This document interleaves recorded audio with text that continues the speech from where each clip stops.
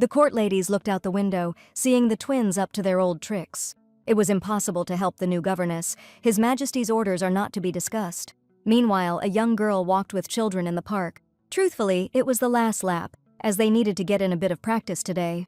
But Rosalind didn't share her desires. Ferritin was of the same opinion. Who would trade games for studying? Clearly not them. But Sarara wouldn't give up. Her responsibility was studying, not playing in the park, so this was the last round. The truth is, if the children try hard in class, she will come up with a new, more interesting game for them. This promise won over their highnesses, so they happily went for one last round of the event. His Majesty observed all of this with his assistant, who now understood why the ruler wanted to acquire this particular governess. Helios, however, just smiled enigmatically. Overall, the man was pleased with the result of her work, as she wasn't afraid of difficulties and didn't flee at the first opportunity. Meanwhile, the game ended, and the children looked happy. But the girl wasn't exactly thrilled. She hadn't expected to be doing the same job in her new life as she had in her old one. On the other hand, she has no right to complain, as she graduated with honors from school and university. With such results, she was immediately hired to teach at a good school. Even in her free time, she advised the parents of her students. Very soon, her merits were recognized in the pedagogical community. That day, she stayed late at work, just like she usually did. Suddenly, her work computer decided to give up on her. Everything would be fine if it weren't for the report she didn't save. She didn't know what to do in this situation, as she wasn't a computer genius. Then a sharp sip of coffee and her life came to an end. But she was lucky to be reborn in a new world, in a new body, retaining memories of her past. At first, she was happy to be the only child in the Popo family,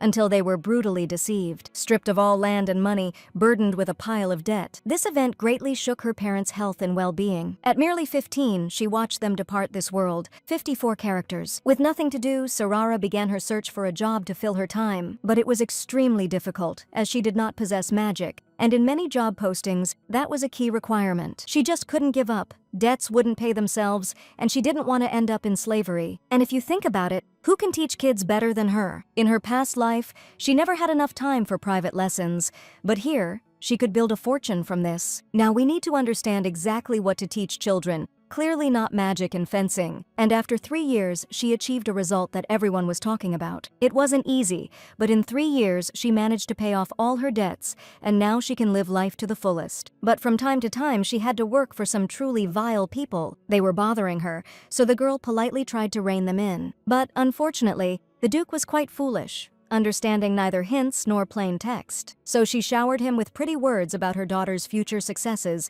and presented a bill for 30 gold coins for 2 lessons a week. And that would have been the end of it. But the Duke really wanted to get under Sarara's skirt, so he was willing to pay. He raised the price for the young lady's services to a total of 120 gold coins per month. Sarara was offended by his insinuations and actions, so she decided to leave, pretending she hadn't heard anything. The Duke, however, felt he was in the right, as the impoverished aristocrat couldn't earn that much money anywhere else. But since she didn't get it the nice way, he was ready to explain it the hard way. At that moment, the girl realized she needed to run, as her refusal had enraged the Duke. But she couldn't compete with a grown man by force, so she had to lull his vigilance. And just when he thought he had won, she struck him right where it hurt the most. It was a victory, but in parting, Sarara advised the man to read an etiquette book with his daughter, saying she would learn a lot of new things. On her way home, the girl realized she should have been gentler with the Duke, but he had made her so angry that she couldn't hold back. It's good that a man won't be able to tell anyone about such disgrace, reputation, and all that. Right now, she dreamed of earning money, buying land in the capital, and living a carefree life until old age. So she went to her lesson with Edward Bennett, who stubbornly refused to learn anything at all. Letitia was trying her best to soothe her child, her face shifting from red to pale, but despite her efforts, nothing seemed to work. But it didn't look so scary, and in about a year, this boy will become gentle as silk. Truthfully, to start, I need to be alone with Edward to feel things out. 20 minutes will be enough for that. The boy's mother was very worried, but decided to trust the governess. As soon as Mom left, Edward started running and shouting in the room. It was clear that as soon as the boy's strength gave out, the girl would make her move. He had enough energy to run and shout for 5 minutes. At that moment, he wondered why the governess wasn't doing anything. Perhaps she wasn't who she claimed to be. After all, if she's a governess, she should be teaching him, not sitting idle. But she had no intention of doing that.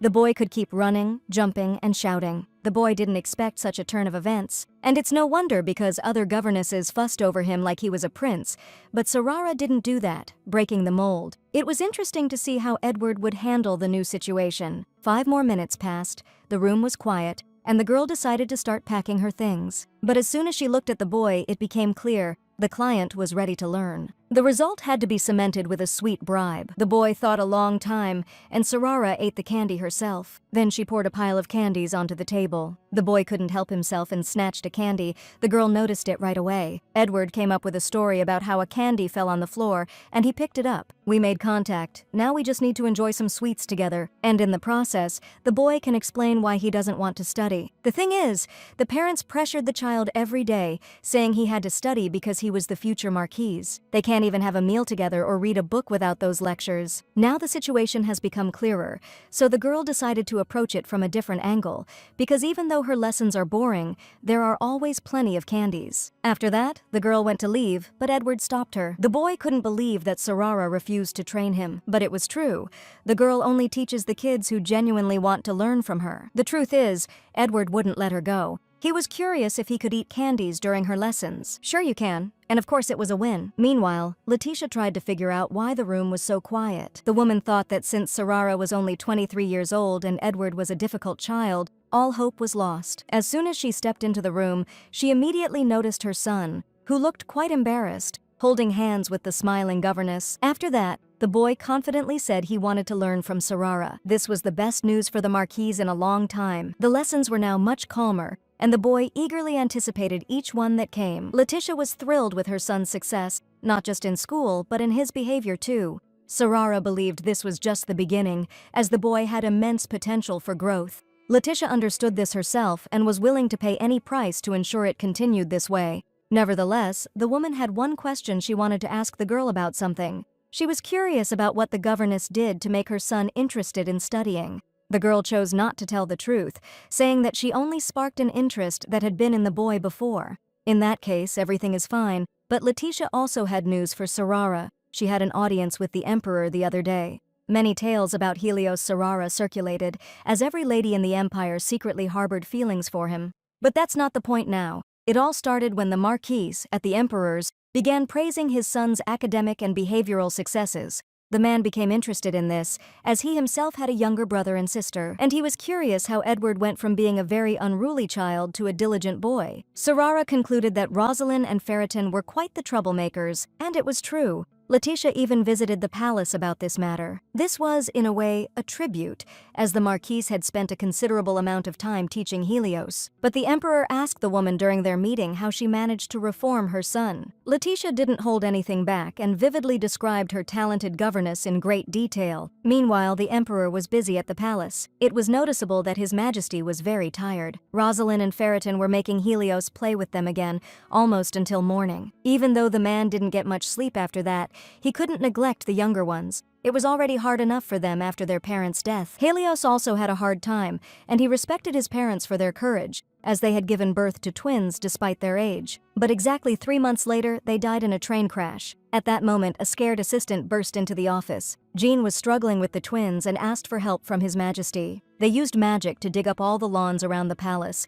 building castles made of dirt and soil. But that wasn't enough for them, so the kids started throwing mud at each other, covering everything around. Upon arriving at the crime scene, the men were met with a picture-perfect scene, or rather, a scene of filth. The men froze, unable to believe they were also mischievous as kids, though only Jean was truly naughty. So their workload was enormous, to tidy everything up here and wash the children. The worst part is that the governess ran away, and as soon as the maids saw this, the gardeners went on strike too. At this moment, Helios prayed to the heavens for Sarara to arrive and save him from Rosalind and Ferriton.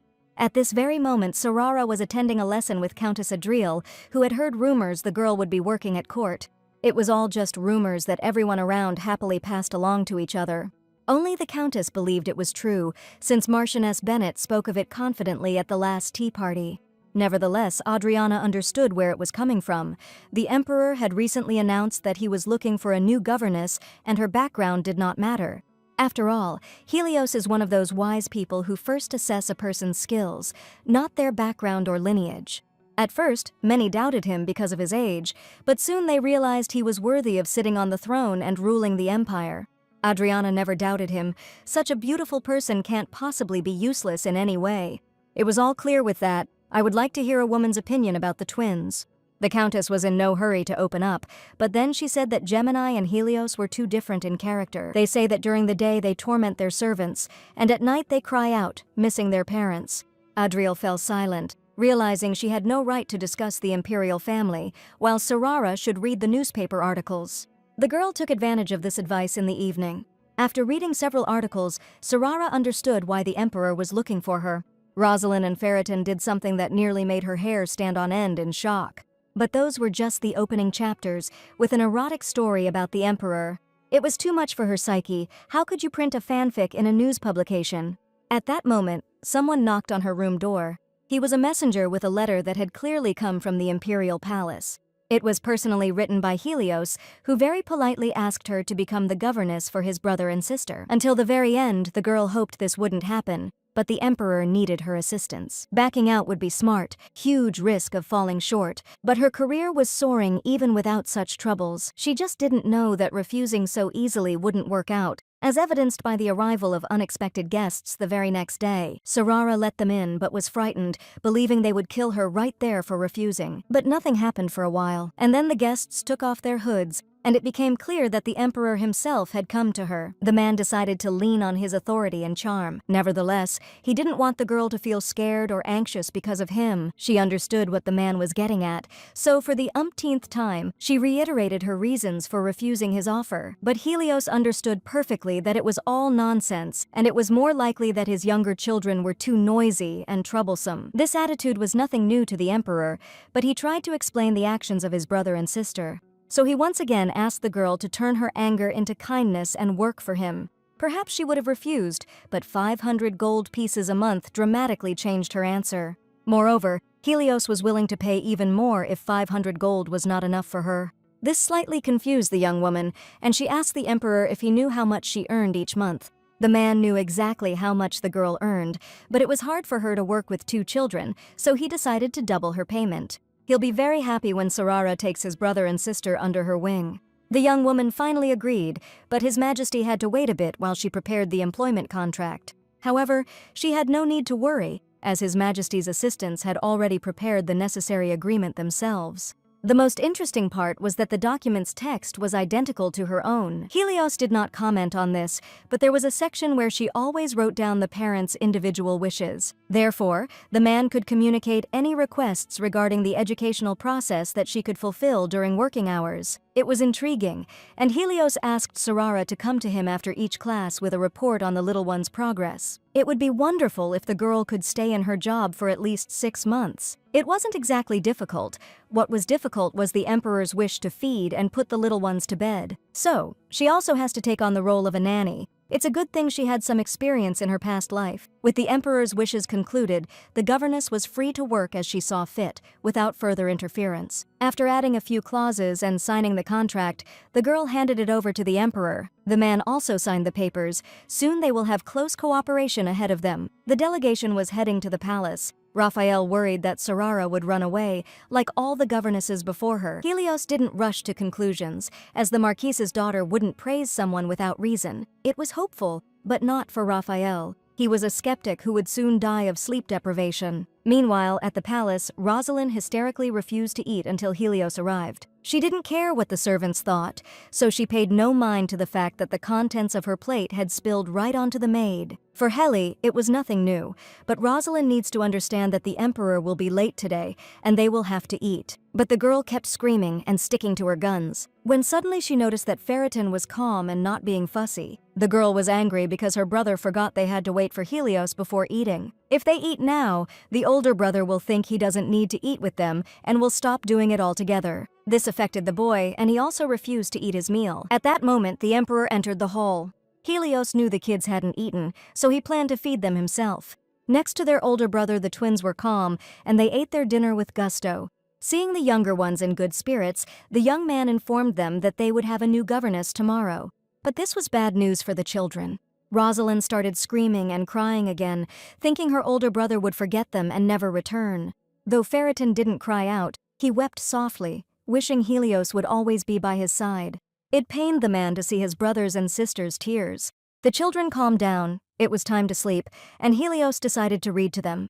The kids were falling asleep when Ferritin asked his sister to play tricks on the new governess so she'd leave quickly, and then they cried, because even next to Helios they missed their parents. Morning came, and Sarara couldn't understand why she'd finished that strange magazine after the Emperor's visit. The reading was captivating, I must admit, but now it was time to choose some sweets. The plus side of reading was that now she knew Rosalind loved strawberries, while Ferritin loved melons. So we decided to buy strawberry and melon chocolate for the kids. At that moment, the mothers of her wards approached her. Letitia continued to promote the girl, as she had reformed her little troublemaker. Furthermore, Sarara will now personally tutor their highnesses at the Emperor's request. The mothers were delighted, having heard of the twins' mischievous and unruly ways. At that moment, Sarara began to understand why the Emperor was willing to pay her anything, but Letitia had no doubt the girl would win them over, just as she had won over her Edward.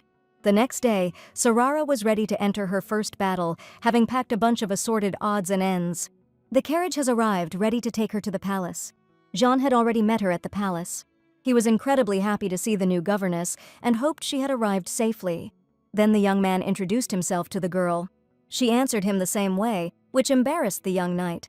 That's where the pleasantries ended, and the knight led the maiden to a special study room where the twins were to await them. The path to the room was strange. The girl hadn't expected to see so much mud.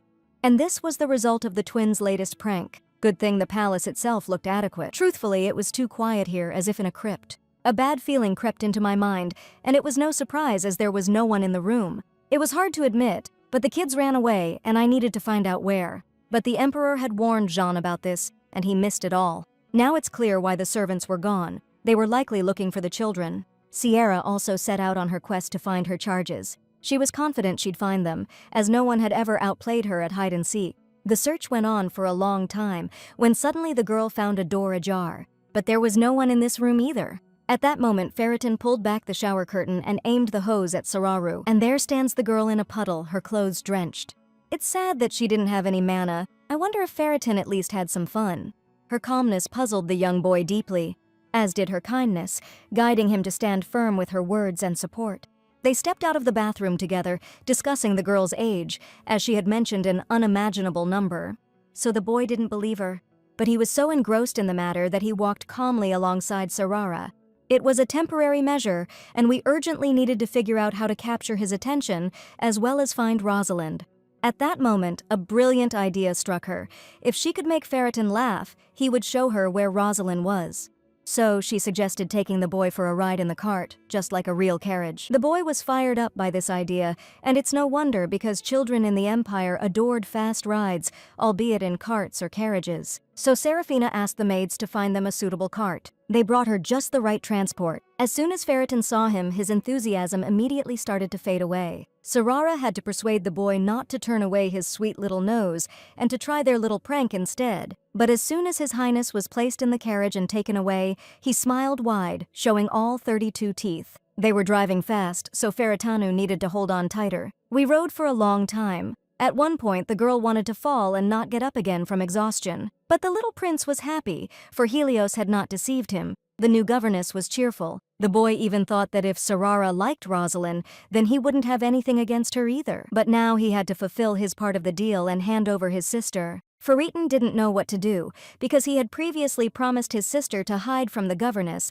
and not tell about her secret spot. Sarara noticed her ward's struggles and promised to reward him if he kept his word and stayed true to his promise. And if the prince fulfills his promise, she'll take him for a ride or think of something even more exciting. And Ferritin surrendered, saying his sister hid in the closet in the next room. First, he needed to be thanked properly for his help, and then everything else. But now we need to be quiet as mice. So there was a closet in the room, and the girl sat in it. But you see, this was just another trick, and the twins ended up pouring flour all over her head. Only good thing was Rosalind sitting on the top bunk. A girl got in there with the help of Mana, but Rosalind came down, jumping into the arms of the new governess. True, once on the floor, her first move was to punch her brother, for he broke the promise he made to her and played with a man they had planned to torment. Sarara quickly put a stop to her, saying that all their pranks and successes had to be reported to the Emperor, and threatened to tell him about the girl hitting her brother. However, if Rosalind were to fulfill 2 specific requests made by Sarara,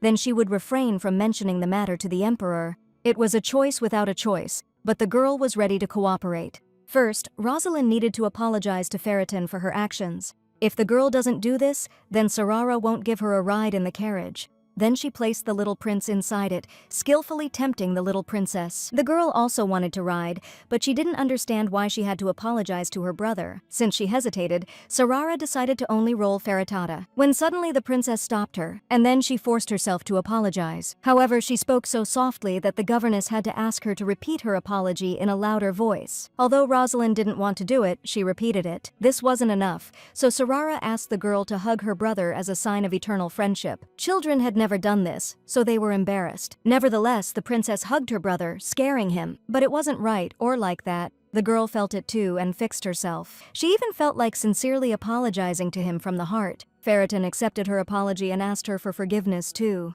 The kids made up and Sarara was ready to give them a ride. The rides began through the palace corridors. Helios and Raphael watched this scene unfold. Evening fell, and the children had changed and were ready to go to bed. The children didn't mind if the governess read them a story. The kids fell asleep on Sarare's lap in less than half an hour. The maids looked at the girl as if she were a sorceress, because the scene was too unusual. The girls didn't want to move the children to their bedroom, because if they woke up, it would be bad. The maids were ready to bring pillows and blankets here, so that a catastrophe wouldn't happen. There was no disaster. The kids were asleep from playing too hard. The girl was curious about when twins usually go to bed.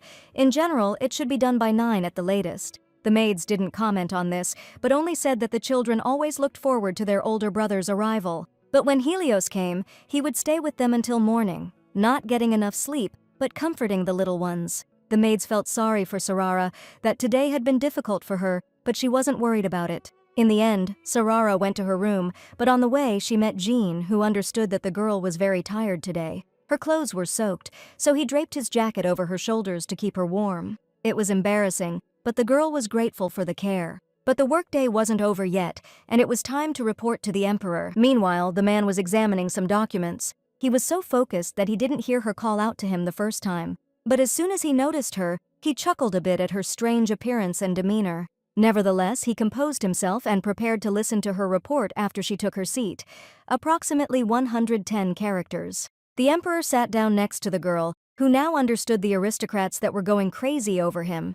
The man thought he should compliment the girl and thank her for the babies. He began by acknowledging it had been a tough day, and she hadn't had time to freshen up, which he understood perfectly. The worst part was that Helios offered Sarar to use his bathing facilities. The man realized that what he said sounded ambiguous, so he suggested calling the maids, who would escort her to the bathing rooms and help with the rest. The maids immediately set about carrying out the order, but it made Sarara so uncomfortable that she eventually asked all of them to leave the bathhouse. Left alone with her thoughts, the girl felt a sense of relief wash over her. Yet, a recent conversation with the Emperor resurfaced in her mind, and she felt the urge to sink back down, having misunderstood him. After all, she'd read too many romance novels, and the Emperor couldn't fall in love with her at first sight and forever. Meanwhile, Helios remained seated in his office, deep in thought. Sarara finished her bath, entered the study, and thanked His Majesty for his kind gesture and hospitality. Now they could discuss business, and Sarara shared how the twins soaked her with water and then covered her in flour.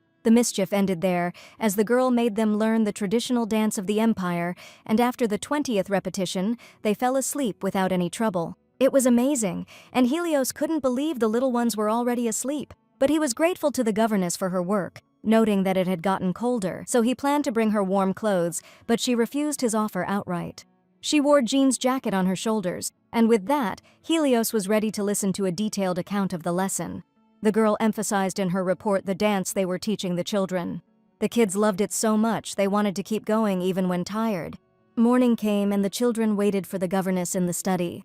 But they didn't plan to listen to the governess, even after their older brother's advice. Unlike her brother, Rosalind wasn't worried that Helios would scold them, and she actually enjoyed teasing Sarara. Today, the girl planned to scare the governess with roaches. And at that moment, happy Sarara walked into the room. An awkward pause hung in the air. The girl knew the kids were up to something again, so she approached indirectly, asking if anything had happened today. But the children wouldn't confess, so she started to guess what had happened. The children denied everything, but Sarara was curious who would slip up first. Moreover, If anyone had lied to her, she would have been hurt. After all, when people lie, they run into big problems. So she is glad that the children tell the truth. Ferritin tried to gently guide his sister onto the right path, as their brother had scolded her, but Rosalind stood her ground. This was the first step, so the governess added fuel to the fire, saying that if a person lies, their nose will become very long. Kids will be kids. They were so scared they started checking the size of their noses. It was fun, but it's time to get to work. And besides, Sarara prepared a pop quiz for them. The twins didn't want to study, so they started hugging the girl to distract her attention, but they also did this in order to slip a little gift into her pocket. Sarara pulled him out without thinking. Her worst suspicions were confirmed. A cockroach had settled lazily on her palm. The kids were happy with the show from the new governess. Jean ran into the room at the girl's scream. He instantly grasped the situation from their pleased expressions. But he decided to save the educational talks for later and, for now, deal with the troublemaker. He hit the bullseye, but it didn't make Sarara feel any better. But Jean shouldn't have punished the children, as that was part of her duties. Now she was ready to go on the warpath, and to start, she sternly asked her charges if they were having fun right now. The children were silent. Sarara continued, pointing out they had lied to her 3 times. Good thing the night hasn't left yet. He could bring a big mirror into the room. He didn't have to be asked twice. Now the children could closely examine their reflection, as their noses had started to grow because they had been telling lies. And soon they'll get so long you can catch fish in the pond without a fishing rod. Rosalind couldn't understand how this could have happened, because she had lied many times before, and her nose hadn't grown. Ferritin didn't shout. He was more suggestible and was convinced that his nose had grown. And since the children couldn't agree, Jean had to objectively settle their dispute. At first, the young man didn't understand what the governess wanted, but then he played along, saying the kids would break the window with their noses at this rate. Now their highnesses are gripped by panic. Because Jean and Sarara's noses were ordinary, and that's because they always tell the truth. Rosalind was indignant. She wanted to know how they could fix their noses. The doctor won't help them, but Sarara was ready to share a secret with them if the children worked hard today. As much as their highnesses wanted, they had to study. Their gloom was thick enough to be spooned, but they couldn't avoid the work if they wanted to make their noses look normal. They just needed to connect the right pictures with lines, which seemed easy. So they quickly completed the task at hand. Now Sarara was ready to check the work and assign the grades. And lo, the children did it all right. And it's not surprising, they had well-developed fine motor skills, and they were quite clever too. Now, I had to keep my word and explain how to get noses back to normal. There was one secret remedy, and that was candy. Besides, people's noses can't grow when they lie. The children couldn't believe Sarara had deceived them. But the second candy worked wonders, and the twins weren't angry. Evening had arrived, and Raphael came to Sarara to escort her to the Emperor. Because right now Jean and Helios are having a little spar. They hadn't walked for long when suddenly Raphael burst out. He was admiring the Emperor, and Sarara was agreeing, and the man thought that on this common ground they would become friends. Having brought the girl to the office, Raphael asked her to wait for the Emperor, who was running a little late. Though they poured her tea to pass the time, she wished to know how long she would be sitting there. Time passed, and the Emperor still hadn't arrived, so Sarara decided to take a look around, as the office was filled with many expensive and beautiful items. But the most valuable thing of all this splendor was the family photo.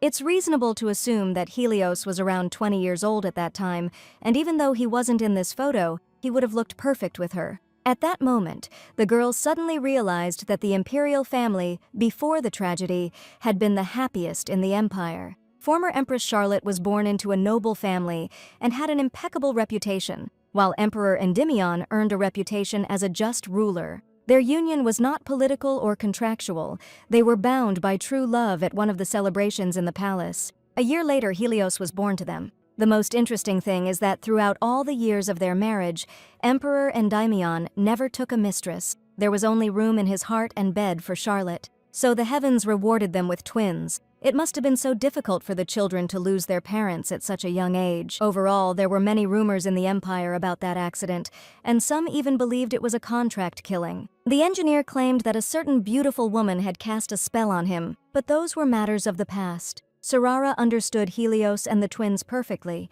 as in her past life she had lost her parents and herself hadn't wanted to live back then. although it was much harder for Helios than for her, as he had to not only grieve, but also raise his brother and sister and manage the empire. Knowing this, she understood why the emperor indulged his brother and sister, and that means she needs to hug her twins more, bathing them in her warmth. At that moment after training, Helios entered the office. Seeing him in all his glory, she understood why all women in the empire were crazy about him. He shone like a disco ball, happy that today he didn't have to clean the governess from flour and other mess. Now it's time to discuss today over a cup of tea together. Overall, everything went well, except for a little childish prank before the lesson started. Nevertheless, Helios wanted to know what the twins had done. The governess didn't want to escalate the situation, so she decided to change tactics, saying that Rosalind had tried very hard and caught her off guard. And then she vividly described how the girl slipped a cockroach into her pocket, and how she got scared, and how she scared Jean with her scream. The emperor was pleased that the girl was smiling as she talked about it,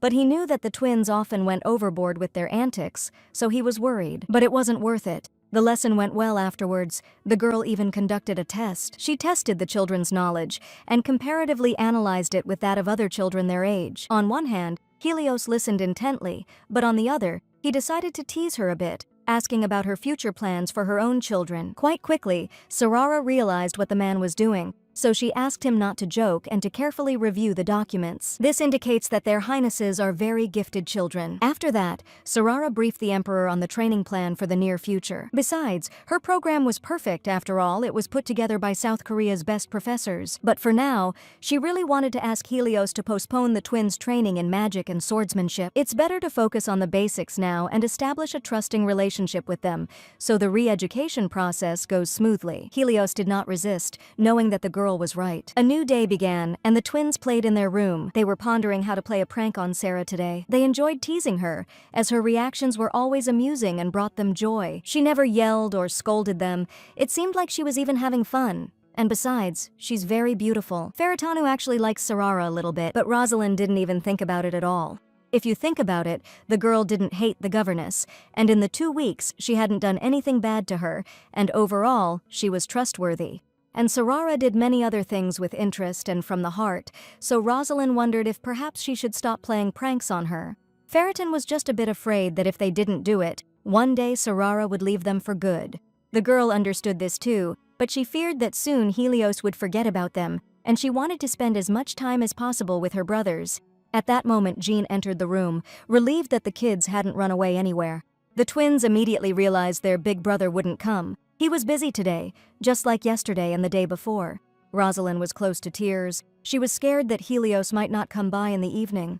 But they didn't need to worry about it. Time would fly by during the lessons, only the governess was running late today.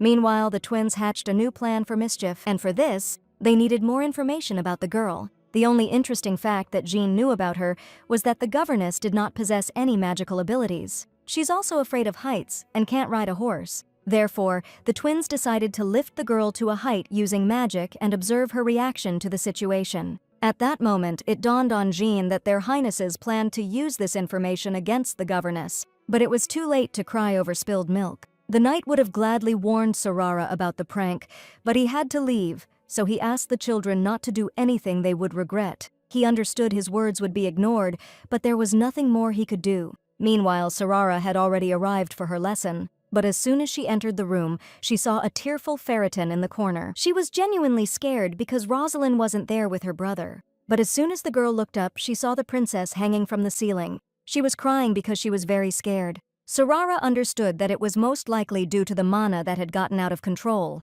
Adults can easily manage the flow of mana in their bodies, but it takes time. For children, this is much more difficult to achieve. Children often misallocate it, which leads to problems with control and stability. Right now, magic has likely spiraled out of control as the twins were concocting yet another mischievous prank. But the root cause was that she was too soft with them from the very beginning. Sierra couldn't lower the girl by herself. She needed to call someone for help. Meanwhile, the twins were escalating the situation, and Rosalind felt like she was about to fall. Sarara herself was starting to get nervous, but first Ferritin had to let her go so she could call for help.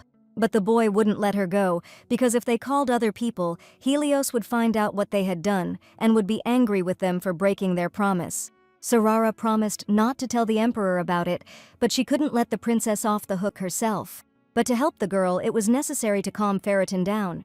The prince calmed down. Now he had to assist the governess in her difficult mission.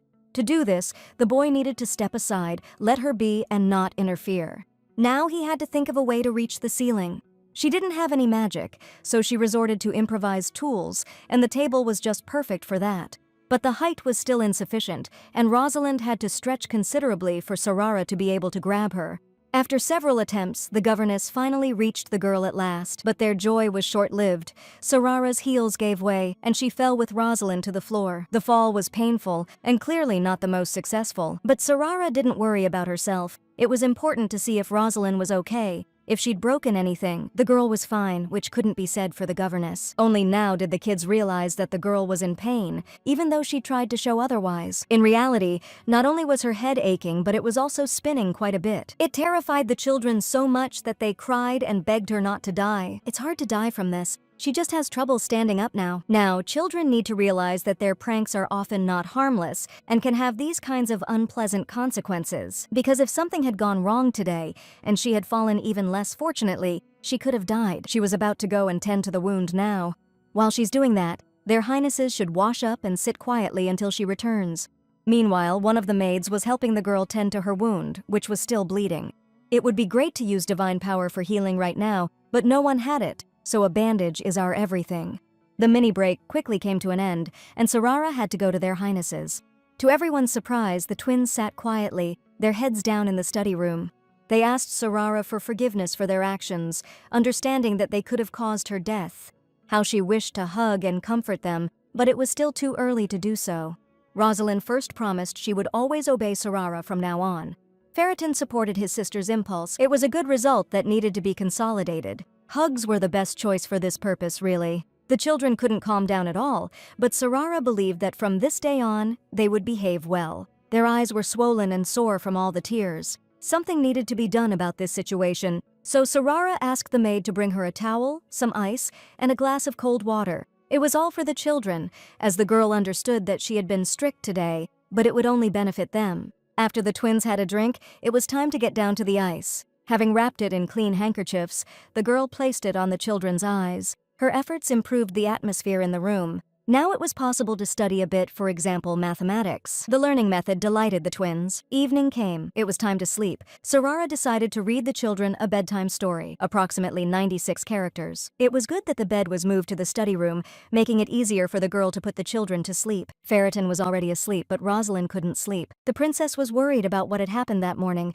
but she promised she would never hurt Sarara again. The governess wasn't offended by the girl, but in the future, she'll be even more diligent in watching the twins. Hellos won't get anything out of her either. The twins really put in the work during math class today, approximately 114 characters. But she hoped the kids wouldn't pull such stunts again in the future, approximately 75 characters. With that, they finished, but Sararu still faced a talk with the emperor, who was staring her down. The man wanted to understand what happened to her today. She couldn't tell the truth, so she lied and said she'd fallen. Perhaps that's true. The emperor didn't deny it, but the wound looked quite painful. Sarare truly felt pain when she tried to move, so Helios decided to examine the girl's wound. Everything didn't look too bad, but the man wanted to help the girl feel better. Well, why not?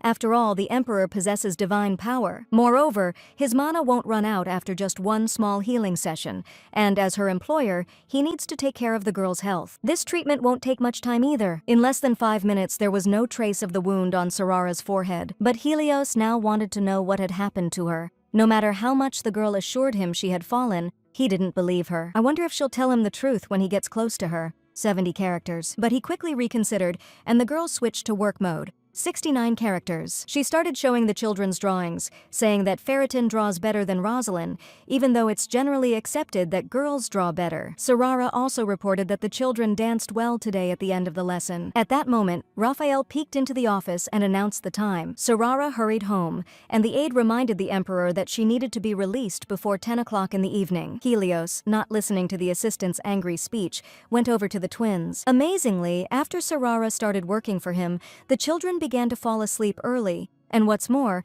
they didn't even need him to be there anymore. Reaching the room, the emperor decided to ask the maid what happened between the governess and his young ladies that afternoon. To be honest, the maid didn't know the details, but something happened between the children and the governess for her to have gotten injured. He expected something like this, so it's good that he healed his wound with his divine power. I don't want to, but as soon as the kids wake up, I'll have to scold them so they don't do it again. But as soon as he saw the heartwarming scene in the room, his urge to argue vanished completely. Suddenly, Helios accidentally woke Ferriton but asked him to go back to sleep. But the boy wasn't swayed by the pleas. Moreover, he started to wake his sister up. And now the twins were hugging their older brother, who realized he wasn't going to get any sleep today. Suddenly, the children stepped back, and the young man didn't escalate the situation, saying that the governess had praised them today. Rosalind didn't expect that Sarara would keep her word and even praise them. The girl realized the governess was a good person, and she should be a little kinder to her. But seeing their older brother guessed their pranks, the children decided to sleep again. They wanted to hear their brother read a fairy tale, as they hadn't spent time together like this in a while. He needed to choose just one, and then, quite unexpectedly, his eyes fell upon a new book, one he hadn't seen before. It turned out that Sarara himself wrote this book for the twins. A new day began. Sarara arrived at the palace where the twins were waiting for her. Today they outdid themselves, looking just like two little puppies full of energy. And they hugged her too tightly, even though the girl was afraid that after yesterday they would start pushing her away. But everything was fine. The kids were just happy to see her and eagerly awaited her arrival. Moreover, they made the decision to study diligently and to stop teasing the governess once and for all. It was a good start to the day, and they also tried to complete their assignments in class. Today they made flowers out of paper. Not everything turned out perfectly, but Sarara was confident that the emperor would like such a gift. The girl didn't come up with this task just like that, because in her past world, on this day, children made flowers and gave them to their parents as a thank you for their care and love. The girl believed the emperor would be happy to get cards from the little ones. Inside the card, the kids had to write a few kind words to their brother. After a while, the postcards were all completely ready. Meanwhile, Helios finished signing the documents. Raphael was displeased with the emperor's zeal, as due to the frantic pace of work and lack of sleep, he would soon be off to his parents. Nevertheless, both Raphael and Jean were amazed that Helios managed to get through a week's worth of work in 3 days. But while Raphael and Helios were working in the office, John had to entertain their highnesses, and now he felt like a squeezed lemon, both mentally and physically. And the blame for it all lies with the wagon game, which, as Helios knew for sure, Sarara invented on her first day of work. But that wasn't so important. Jean was leading his speech to the point that if the emperor was taking a day off, he could grant him one as well. But it didn't work out. The emperor didn't give the knight a day off and went to have fun with the twins himself. Meanwhile, the kids haven't finished their classes yet. The emperor was surprised that the twins were so engrossed in something that they didn't even notice his arrival. So he decided not to waste any time and find out what they were so interested in doing. As soon as he spoke, the younger ones rushed to him, hugging him tightly. Rosalind climbed into Helios's arms, telling him that they had been playing and eagerly waiting for him, and now he could set her down on the floor. Unexpectedly, the princess had never asked to be let go before, quite the opposite. It's all because the kids couldn't wait to give their older brother a gift. After finding postcards, the kids returned to their brother. It was the most touching moment of this long, tiring day, but the kids suddenly felt scared and confused. They had rehearsed this moment so much, yet now they didn't know what to do or say. To their rescue, as always, came the governess. She said the children had prepared cards with words of gratitude, but children had to read the postcard text themselves. The twins' words struck the emperor right to the heart. He was happier than he had ever been. At that moment, Sarara suddenly realized she was admiring a man she'd already found handsome, but his smile suited him so well that her heart and cheeks went wild. Meanwhile, Helios decided to personally read the postcard's text once more. Rosalind expressed her deep affection for her younger sibling and pledged to be consistently compliant and well-behaved. Ferriton also confessed his love and thanked her for her kindness and care, but he also worried that the emperor worked too much and rested too little. But there was still one more gift, you see, that Sarara had prepared for the young man. It was also a flower made of paper. Only Rosalind insisted that the girl attach this gift to Helios's chest without hesitation. It was unexpected, and Sarara didn't even know if he had the right to touch the emperor at all. But Helios even prepared a spot on his cloak specifically for her gift. The gifts were all done, and everyone could continue playing together now. Only at work did Sarara find it difficult to concentrate, as she kept thinking about the moment she pinned the ribbon onto the Emperor's cloak. It felt like her heart was about to break all her ribs and then jump out to wander around the room. Meanwhile, the kids told their brother about the word game they played while waiting for him. Many board games the girl used for teaching were borrowed from her past life, helping her adapt them for lessons. But for the Emperor to grasp the game's concept, their highnesses had to explain the rules to him first. But the rules were boring, so the children showed by their own example what to do and how to do it. Rosalind gathered the first word from letters. Now Helios understood why the twins started learning more willingly, but how the governess came up with it all, he couldn't figure out. Meanwhile, the twins wanted Sarara and Helios to play the game with them too. The governess was in no hurry to do so, as she understood her position. She was a worker, not an aristocrat. The kids didn't understand her struggles, they just wanted to play together. And the governess didn't understand how to explain the difference in social statuses to the twins. Helios watched the younger ones and their governess, and decided to take matters into his own hands, saying he wanted to play with them too. So they divided into teams and started playing. In the first round, Ferritin won. Now it was the Emperor's turn to come up with a word. The children prepared to fight not for life, but for death. And the Emperor had to come up with a 10-letter word for them. Obviously, he was having fun, because only a princess could put together such a word. It's no surprise that Rosalind was the first to complete the task. In the third round, the Emperor and the governess had to make up the children's words, and a new prank came to their minds. However, Ferritin was the first to enter the game with his word. Sarara believed the boy had come up with some nasty idea, but he surprised her by choosing the word kiss. But lost in thought, she didn't notice that she and Helios had reached for the same letter, and their hands met. It was an awkward and embarrassing moment. Time seemed to stand still. The girl withdrew her hand first, but things didn't improve. Ferritin flared up. He didn't understand why Helios had given his card to Sarara, and she hadn't snatched it away when she touched it. That was wrong, after all. They were rivals. Besides, the game will become uninteresting if adults let them win. In a way, the boy was right. So Sarara promised they would play at full strength, but it didn't help, so the prince wanted to end the game. After that, the governess had no other choice but to head back home. Helios stayed with the twins, baffled by Ferritin's anger over adults ruining such a fun game. He simply didn't understand his frustration. The Emperor didn't comprehend his own feelings either. In that moment, he just wanted to give the card to the girl, but he swore never to act that way again. Rosalind observed everyone closely and drew her own conclusions from it. A new day began, and the twins explored a new fun activity. They had a set of bright stickers. The kids liked the stickers right away, and each wanted one for themselves. Today, Sarara planned to give each of them one. Sticking them on the kids' cheeks brought joy. In her past life, the girl often awarded her students similar prizes for participating in competitions or concerts. It was clear from the twins' faces that they wanted all the stickers, but they'd have to work hard to get them. If their highnesses complete the tasks from the list, they will receive more stickers as a reward. So the kids will have to either study hard or, for example, eat well and not be fussy about their food. But that's not all. The more stars the twins collect, the more they can exchange them for special rewards from the list. Ferritin was the first to read the list. The second began to study Rosalind's proposals. To motivate the children even more, the governess attached this list in the most prominent place. It worked. Rosalind started making mental plans on how to collect more stars than her brother. Ferritin thought roughly the same. Sarah never expected such a silent standoff to unfold. 2 weeks later, the competition between the twins ended with Rosalind's victory. The girl completed all tasks, slept well, and ate everything she was given. But Ferritin, in that time, was only able to collect 2 stars. While Rosalind was happy that she and her governess were going for a walk, Ferritin was almost crying in the corner.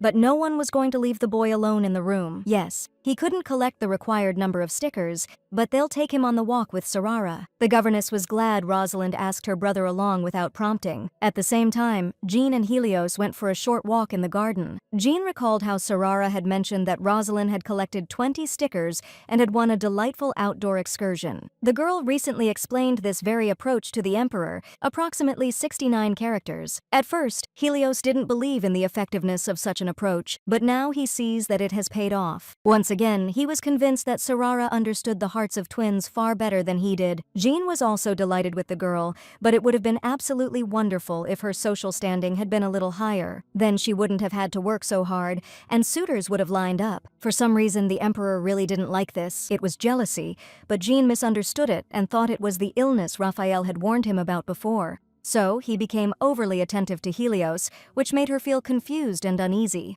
And to hide this somehow, the man went to see the twins. The children ran to hug him right away.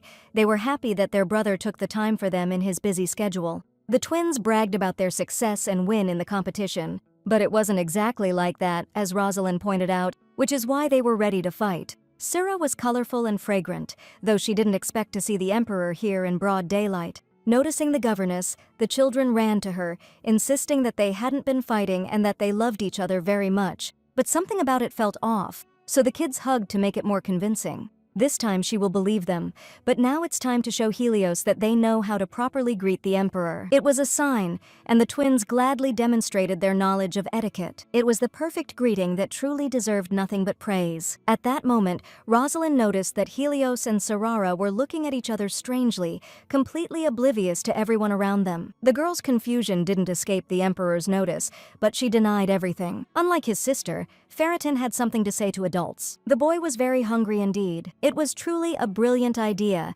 that is, until the moment came when the twins started insisting that Helios and Sarara join them for their meals. The Emperor himself didn't mind it either, even if Raphael would grumble later. Rosalind thought it was a great chance to understand what was going on between the governess and her older brother. And after some time, they were all sitting together at one table. She understood that sooner or later something like this could happen, but when it did, she felt extremely awkward. Meanwhile, the children happily ate their little cakes and were getting ready to enjoy the adults' cakes, if they didn't want them. Seeing that Sarana didn't want to eat the dessert served, His Majesty asked her if perhaps another one should be brought. The girl felt awkward asking for anything else, so she just ate the pastry that was on her plate instead. Meanwhile, Ferritin nearly choked as he stuffed the pastry into his mouth and got a mild reprimand from the girl. This situation reminded Helios of days long past. When the boy ate messily, his mother would always wipe his mouth and gently scold him. But the Emperor had no idea that day was the last time they'd gather on the terrace as a family. The tragedy happened before the first snow fell. Right now, Sarara reminded him of his mother, taking care of Ferritin. Rosalind watched the young man intently, trying to understand why he was smiling like that. Moreover, the girl felt that the governess and her brother acted strangely whenever they were near each other. To shift the conversation, Sarara began talking about the twins' recent achievements. For example, their highnesses succeeded in learning the imperial language. Moreover, recently Rosalind and Ferritin have started sleeping in their own separate rooms. The little prince approached Helios and hinted that he might want to give them stickers for their achievements. It was interesting, but the Emperor wanted to know what the boy would like to receive for his achievements. At that moment, the boy's eyes lit up because he wanted a huge party for his birthday celebration this year. Rosalind supported the idea, eager to wear her most beautiful dress and shoes to the event, ensuring she looked stunning. The Emperor couldn't promise anything, yet he was willing to accommodate his younger brother's request. The twins wanted to have a special day with their older brother, Sarara, and friends. Helios was ready to host a tea party where the twins could invite their friends. The young man himself understood that he couldn't keep the imperial palace closed any longer. It was time to start holding celebrations and parties. So he thought a tea party was a fantastic idea, as the twins would be able to socialize much better that way. But Sarara must be at the tea party, as the children will be uncomfortable without her. The girl didn't know what the right thing to do was, but since this wasn't a formal event, she could probably participate as a nanny. The tea party will take place during her working hours, so she will gladly look after the children. At that moment, the Emperor realized that Sarara had clearly misinterpreted his invitation.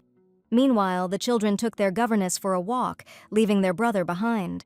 Evening fell, and in the palace, the maids were discussing the news of the upcoming birthday tea party for the twins. Suddenly, two girls approached Sarara and asked what kind of cake would be best to make for the tea party, and what games would interest the children.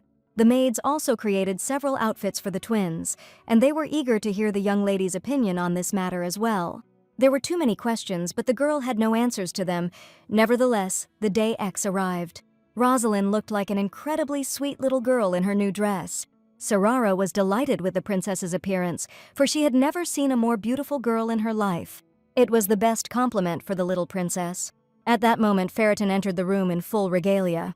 Sarara praised both children for their appearance and showered them with compliments. The children were happy that the governess would celebrate her birthday with them. And as for Sarara, she also had gifts for the twins. If Rosalind received a pair of sweet little shoes, then for Prince Ferriton, she presented a miniature carriage. The boy liked the gift, but he didn't know the carriage had a surprise. If you press the little button, the carriage transforms into a beautiful sword. At that moment, Jean entered the room to accompany the children to the celebration. Today, there were many peers of the twins at the palace, so the knight hoped they would have a great time together. The children left, and Sarara had a few minutes to catch her breath, as she had been wrung out like a lemon during the party preparations. At that moment, the maid arrived with a gift from the emperor, and it was a beautiful dress. The maids announced that at today's tea party, Sarara would be there not as a governess, but as a guest of His Majesty. But how is that possible, when the empire's highest-ranking aristocrats will be at the celebration? The maid began to comfort Sarara, as the twins and the emperor had prepared a surprise for her, and they would be delighted if she came to the celebration in that dress. In the end, the girl gave in to the maid's pleas and changed. Many noble figures gathered at the palace on this special day. There was a sea of people at the party, even though it was originally supposed to be a small tea ceremony. It was hard to get to Ferriton and Rosalind through the crowd.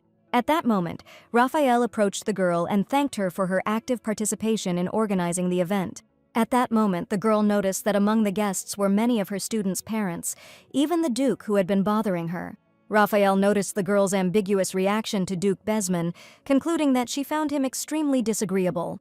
But she wasn't the only one. Many people didn't like the Duke, but he had mines for extracting magical stones at his disposal, so he was respected in high society. The girl felt uneasy, because she had managed to quarrel with this man in the past. But the reason was not that they disagreed on their views about education, but that the Duke was shamelessly pursuing her. Before Raphael had a chance to react to this, suddenly a loud child's scream echoed through the garden, demanding chocolate. But it was still too early for that, and the maids who were keeping things in order were struggling. Seeing this, Sarara decided to approach the children to ease the tension. They were delighted that the governess came to their celebration and even wore the gifts they had prepared for her. At that moment, other students joined the girls' group. They also wanted their share of hugs and affection. These children missed their favorite teacher very much and were happy to see her here. One of those students was Edward, who momentarily forgot his manners but quickly corrected himself. The girl was pleased to see that the boy still remembered what she had taught him. Seeing how the other children treated Sarara, the twins got angry and declared that the governess belonged only to them.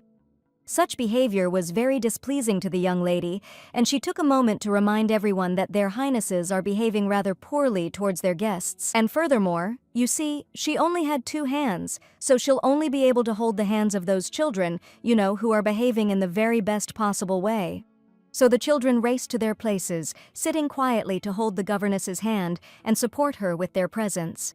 Now they looked like very sweet little children. At that moment, the mothers of former students approached her, happy to see Sarara at this event.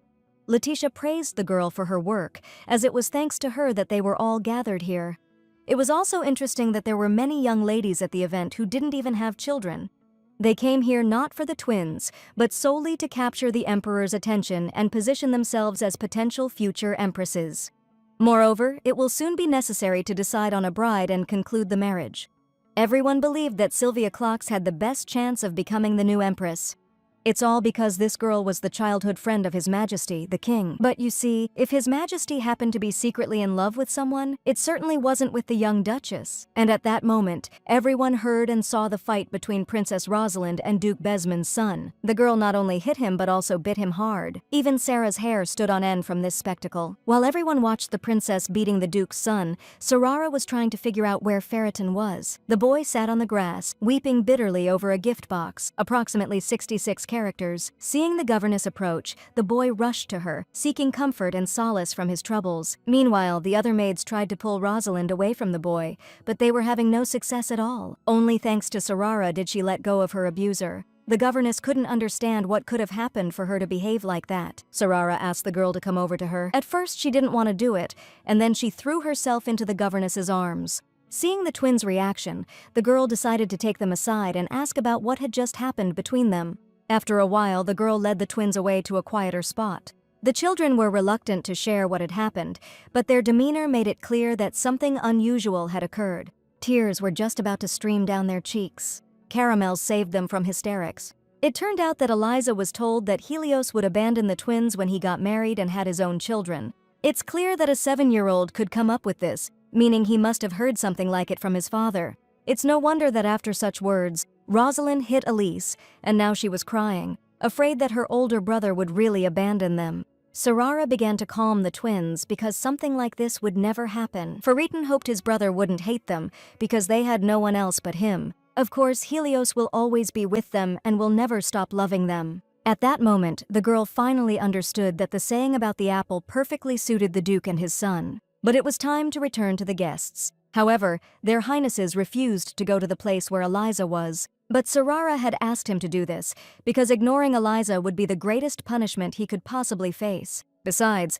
nothing else bad will happen while the Emperor is with them. Meanwhile, Sarara had time to tidy herself up, after which she could return to the celebration. Suddenly, a man's silhouette appeared behind the tree, clearly there for the girl. At the party, Helios went crazy from the boring and tiring talks with the ladies. All of Sylvia's words and questions went in one of his ears and out the other. Yet the girl showed persistent romantic interest in him. It was starting to weigh on him, hardly proper for a young lady to cling to an unmarried man in public. Approximately 117 characters. But the girl missed the hint, mistaking the Emperor's behavior for coy games. Approximately 80 characters. Meanwhile, Raphael ran up to him and told him about the situation with the twins. This came as a surprise to the Emperor. It was a good thing everyone was all right. On the other hand, it was a great chance to get rid of the young Duchess. Meanwhile, Sarara had problems in the form of Elise's drunken father. The man thought the girl was taking revenge with the twins, blamed and was rude to her. And then, he cast a magical spell on her. Meanwhile, Helios tried to calm the crowd of nobles who couldn't understand what had happened before their eyes or why. However, Sister Eliza had no intention of ignoring the situation and asked for her little brother's wounds to be tended to. At this moment, twins ran to their brother. Rosalind informed the Emperor that she admitted her guilt and regretted biting Elise and pulling out a lock of his hair. But Eliza started first, saying that Helios might not only abandon them, but also kill them once he had children of his own. Helios was silent, children cried near him, but still, he approached Lady Basman, saying that this time he would forgive their family because Rosalind had behaved improperly. But next time, their family won't be so lucky. Meanwhile, Duke Besman attacked Sararu, who was powerless against his magic, 99 characters. Clearly, he sought to take by force what she denied him before, 73 characters. She can come to see him in person once a week, especially since she doesn't want to teach his son. It was unacceptable, just like the fact that he was pulling her into the bushes, so the girl tried to step on his foot. Her outburst infuriated the man, prompting him to swing his hand to slap her across the face. Meanwhile, Helios asked Raphael to seek out the Duke of Besman for a conversation. The assistant hadn't even stepped away when the twins ran up to the Emperor, worried he was angry, and glad it wasn't at them. The young man was rather angry with himself for so rarely telling them, "I love you." At that moment, the kids knew their older brother loved them dearly, so they hugged each other tightly, out of pure joy. Suddenly, everyone realized that Sarara hadn't returned to the party yet. It was strange, but the worst part was that the drunk Duke Basman went into the garden where the girl was supposed to be. The Emperor quickly figured it out and rushed to the garden. He arrived in time and stopped the Duke from hitting the girl. The man was practically twisted by surprise. The Duke was no longer as bold as a moment ago. He trembled, but he still wanted to speak with the Emperor. However, Helios ignored his question. He wanted to know what had just happened here. The man shamelessly lied, accusing Sarara of stepping on his foot intentionally. Now it was clear to Helios from whom Elise had taken her example, and he had unforgivably insulted the imperial family. But this time he forgave them. But in the future, he never wants to hear anything like it from him again. The Duke really disliked hearing such things, but he had to endure it. This is despite him instilling all this nastiness in his son, who merely voiced it. The son tarnished his father's reputation by telling their highnesses everything. The man fell to his knees before the Emperor, begging for forgiveness. But the man should have apologized to the twins and Sarara, whom he attacked, not to Helios. The Duke didn't want to do the latter, but the Emperor's gaze froze the blood in his veins with terror. So he mumbled something awkwardly, and Helios decided that was enough for now. But from now on, Duke Basman had better not make such mistakes. Then the Emperor took the girl to the palace. Sarara was perfectly fine. She thanked the Emperor for saving her from danger. But Helios didn't believe her, as he could clearly see she was not all right. And Sarara cried, for she was very scared and disgusted by the situation in the garden. The emperor couldn't embrace and wipe away the girl's tears, but healing the wound on her hand was within his power and status. The pain soon passed, but only the girl's heart began to beat faster traitorously in her chest. Her tender feelings for the emperor arose so inappropriately. Worse still, these feelings might have been mutual. The man was far too solicitous with an ordinary governess. Such thoughts are too dangerous. They needed to be banished quickly, lest they bring misfortune. Yes, the emperor cannot be ignored, but it's best not to consider him as a romantic interest either. The treatment had come to an end, and at that moment, Sarara made a firm decision that, under no circumstances, would she ever reveal her true feelings for the man. But he was so close and so caring that it was hard to do this. Helios didn't understand what was happening to the girl. She seemed so troubled. How he wished he could hold her now and comfort her. But he couldn't, so the only thing he could do was drape his jacket over her shoulders. Approximately 89 characters. At that moment, the twins burst into the room, worried about Sarara's well-being. Seeing the girl's condition, they decided her older brother had hurt her, even though that wasn't the case. But if she's wearing Helios's clothes, then Sarara is sick. At that moment, the twins had a brilliant idea in their heads. They kissed the girl on both cheeks. They believed it was the best medicine for all ailments. At that moment, the girl noticed that Helios had turned away from them. The young man couldn't show how much the scene had embarrassed and touched him. Meanwhile, in high society, everyone was discussing how the Duke of Basman's son had insulted the imperial family at the tea party. The emperor's agenda included the matter of the duke's mines. As the duke had been unusually silent that day, the man believed he had no right to oppose the emperor, even if he wished to take back what he had once granted. After the meeting, Raphael noticed that Helios was not himself. The man regretted pushing too hard in his talk with the duke today. But what's done is done, and right now, the emperor wanted to have lunch with the twins and, in general, spend more time with them. Besides, it was a great opportunity to check on Sarara's condition. The governess herself didn't know how she was supposed to react to the emperor dining with them again. The twins eagerly awaited their older brother's arrival. 5 minutes later, the emperor appeared in the dining hall. The man seemed to glow from within. He was so happy to see everyone around. Everything was fine right up until the moment Sarara refused to eat with everyone. The girl tried to convince the worried emperor that she had already eaten today. But in reality, she was so nervous that she was afraid she would throw up right at the table. The worst part was that she hadn't had a single crumb to eat all day. She was just too busy working. Helios realized that things weren't so simple, so he didn't mind if Sarara took a little break right now. However, Ferriton didn't understand his noble intention, believing that all dear ones should eat together, so the governess must stay. Arguments that the girl was very tired and needed to catch her breath had no effect on the boy at all.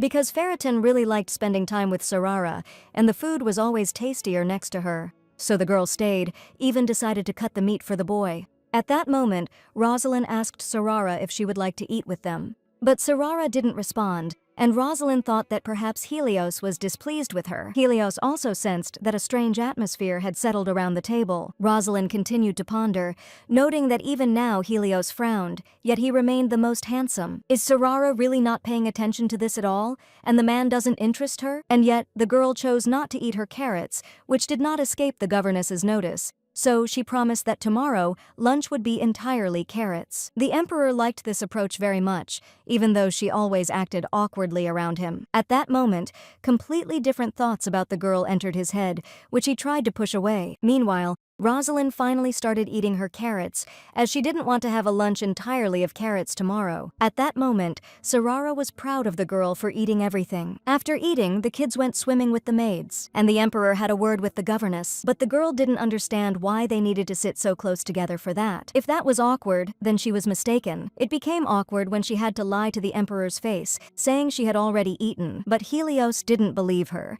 and instead, he suggested that she join him for a meal, as he himself had not eaten yet either. She should have refused him, but lacked the strength. But everything needed to be clarified, and Sarara said that he was the emperor, she was the governess, and they couldn't sit at the same table due to their different social statuses. And if someone sees something like this, it will cast a shadow on the emperor's reputation. Except that this was all unexpected for him, because in his opinion, she was perfect in everything, and she had nothing to worry about. However, for now, I decided not to push her and take a step back. At that moment, the happy and clean twins burst into the room. If Rosalind ran to Helios, then Ferriton climbed into Sarara's arms and wanted to play games with her, but it was too late and time to go to bed. Sarara decided that the boy's whims worked to her advantage, allowing her to postpone the conversation with the emperor. The children were also happy, because while Sarara played with Ferritin, Helios would read to Rosalind. But the emperor wasn't inspired by this. He didn't want to spend this night sleepless. Rosalind didn't understand what was wrong with her brother. She thought he and Sarara would read a book aloud together to get closer. But the adults looked at the girl and wondered what had made her so happy. Moreover, the girl wanted to choose a book that had a moment with a kiss. Adults noticed that kids take longer than usual to pick a book. They usually grab the first thing they see, but here they're being so careful. As a result, the choice fell on the Sleeping Beauty. The choice surprised Sararu a bit, as the twins didn't like fairy tales about princesses. The surprises didn't end there. Rosalind wanted the governess to read the princess's lines, while Helios would read the wizard's. No one dared to argue with the twins, so the reading began. The children were delighted because the kissing scene was about to begin any minute, when suddenly Rosalind asked an innocent question, "And when will brother and Sarara kiss?" Astonishment froze on the faces of the adults. No one expected this from the girl. Rosalind didn't understand why they weren't kissing. Had they really fought that badly? The girl tried so hard. She found the story, hoping it would help them make up. In the end, Helios read his line, but Sarara decided to skip hers, for which she earned an involuntary exclamation from the princess. One cannot miss the most important part, and refuses to take part in this key moment of the story. It's time to remember that a kiss in this tale is the most crucial event. Without it, everything is lost. Sarara tried to explain to the children that only the closest people do this. This was the issue. It's clear now that the adults had a poor relationship. Rosalind even cried, because her worst suspicions had been confirmed. In less than a minute, the twins were crying loudly. Because the people closest to them hate each other. That's why they don't kiss. That's why there's so much awkwardness between them. And they didn't expect Helios to quarrel with Sarara behind their backs. And to fix everything, Rosalind searched hard for this tale for them, but they ruined it all. The situation was tough, and clearly, to calm the kids, everything needed to be redone. And a moment later, the emperor gently kissed the girl's hand. This was what the children had longed for, so they couldn't hide their delight. Now they could finish the fairy tale and finally feel free. Nevertheless, Sarara continued to think about the kiss. For her, it was the first time, but the emperor had accompanied many ladies at balls, so for him, it was normal. The governess finished reading, and it was time for the twins to go to bed. Reluctantly, they lay down, but hadn't fallen asleep yet, and asked Sarara and Helios never to quarrel. It was nice, though a bit tiring. After that, Sarara got ready to go home, and luckily, the carriage was already waiting for her. But the emperor didn't catch the obvious hint and wanted to see her off. It was exciting, the night. They walk under the moon like a couple, and Jean guards their peace. Nevertheless, the girl promised to have a talk with the twins, so they wouldn't add to the emperor's troubles with their whims. But this wasn't their fault. It was Helios's initiative, as he wanted to spend a little more time with the girl. And for such words, every lady of the empire would forgive him even the most terrible crime. It's funny, but Helios was more serious than ever, and it was clear he wasn't acting out of politeness or pity. It scared him more than a chupacabra. But it was all turned into a joke, and the emperor thought he'd invented too strange an excuse to go for a walk with the girl. So the man apologized to the girl for having embarrassed her earlier. Sarara pretended that everything was fine and went home, but all would be well if Jean hadn't noticed something strange happening with Helios lately.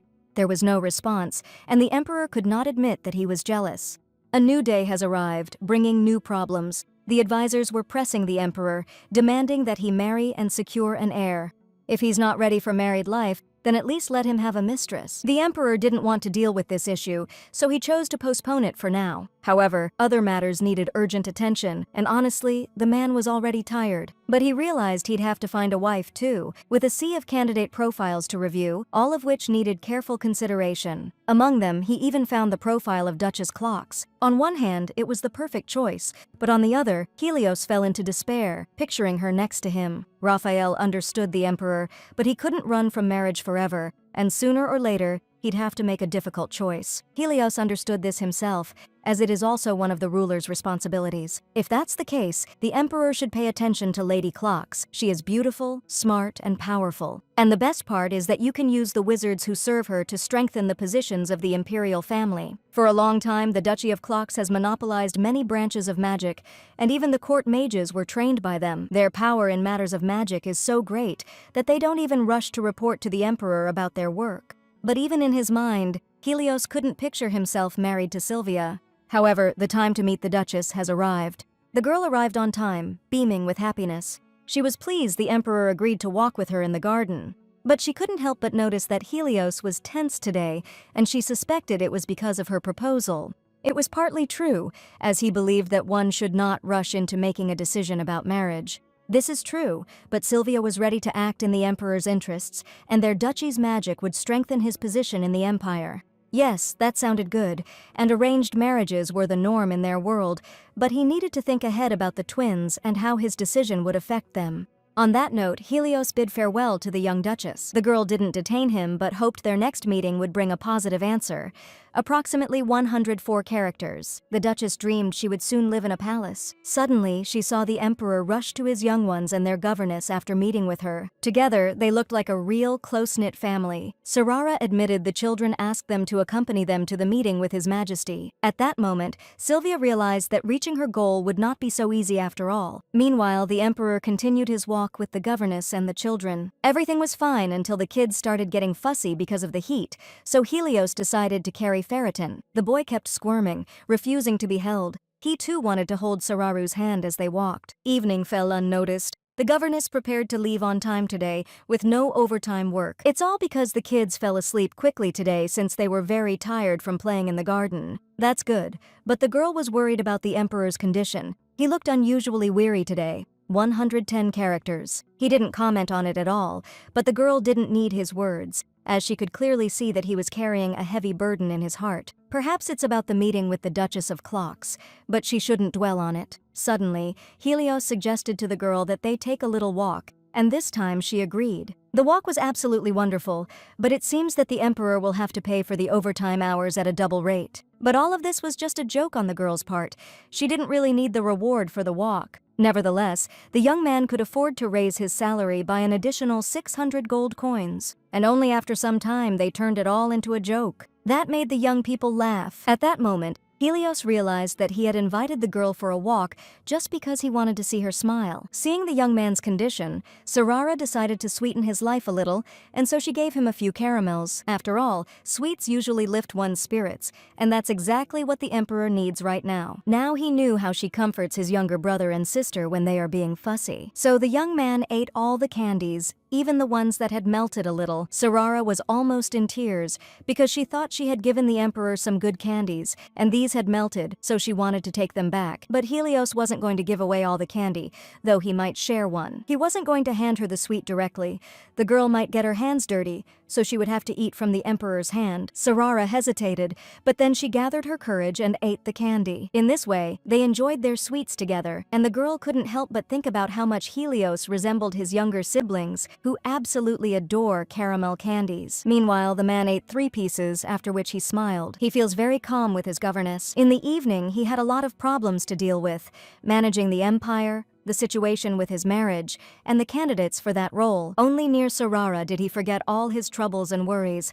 She alone brought peace to his heart and soul. Only this girl, with genuine warmth in her heart, truly cared for him, for Rosalind and Ferritin. Nevertheless, the time for the walk was coming to an end, and the young man thanked the girl for the honor she had bestowed upon him. He even felt a little tempted to tease her one last time, so he tried to run away from her, not expecting her to be in such poor physical shape. The young woman was utterly exhausted from even the slightest physical exertion. Her hair had stuck together, and the young man felt a sudden urge to tidy it up a little for her. At that moment, Raphael rushed over to them, looking very much troubled by something. Someone paid for and published an article with dirt on the emperor. It mixed truth and complete nonsense about Helios and his non-relationship with the governess of their highnesses. The emperor wanted to understand what exactly the meaning of this article was. The point is, he's taken a mistress at the palace, and this mistress is the governess to his younger brother and sister. Therefore, it's best for Sarare to head home quickly now. The emperor will later tell her how to proceed after this article. The man hoped the article would be forgotten quickly, but the girl should avoid public appearances for the next few days. After that, the girl went back home. A new day has begun. The twins did great with their work today. This was the homework the children received from their governess to complete. Besides drawing, they also needed to read a book as well. But this time the emperor wasn't fooled.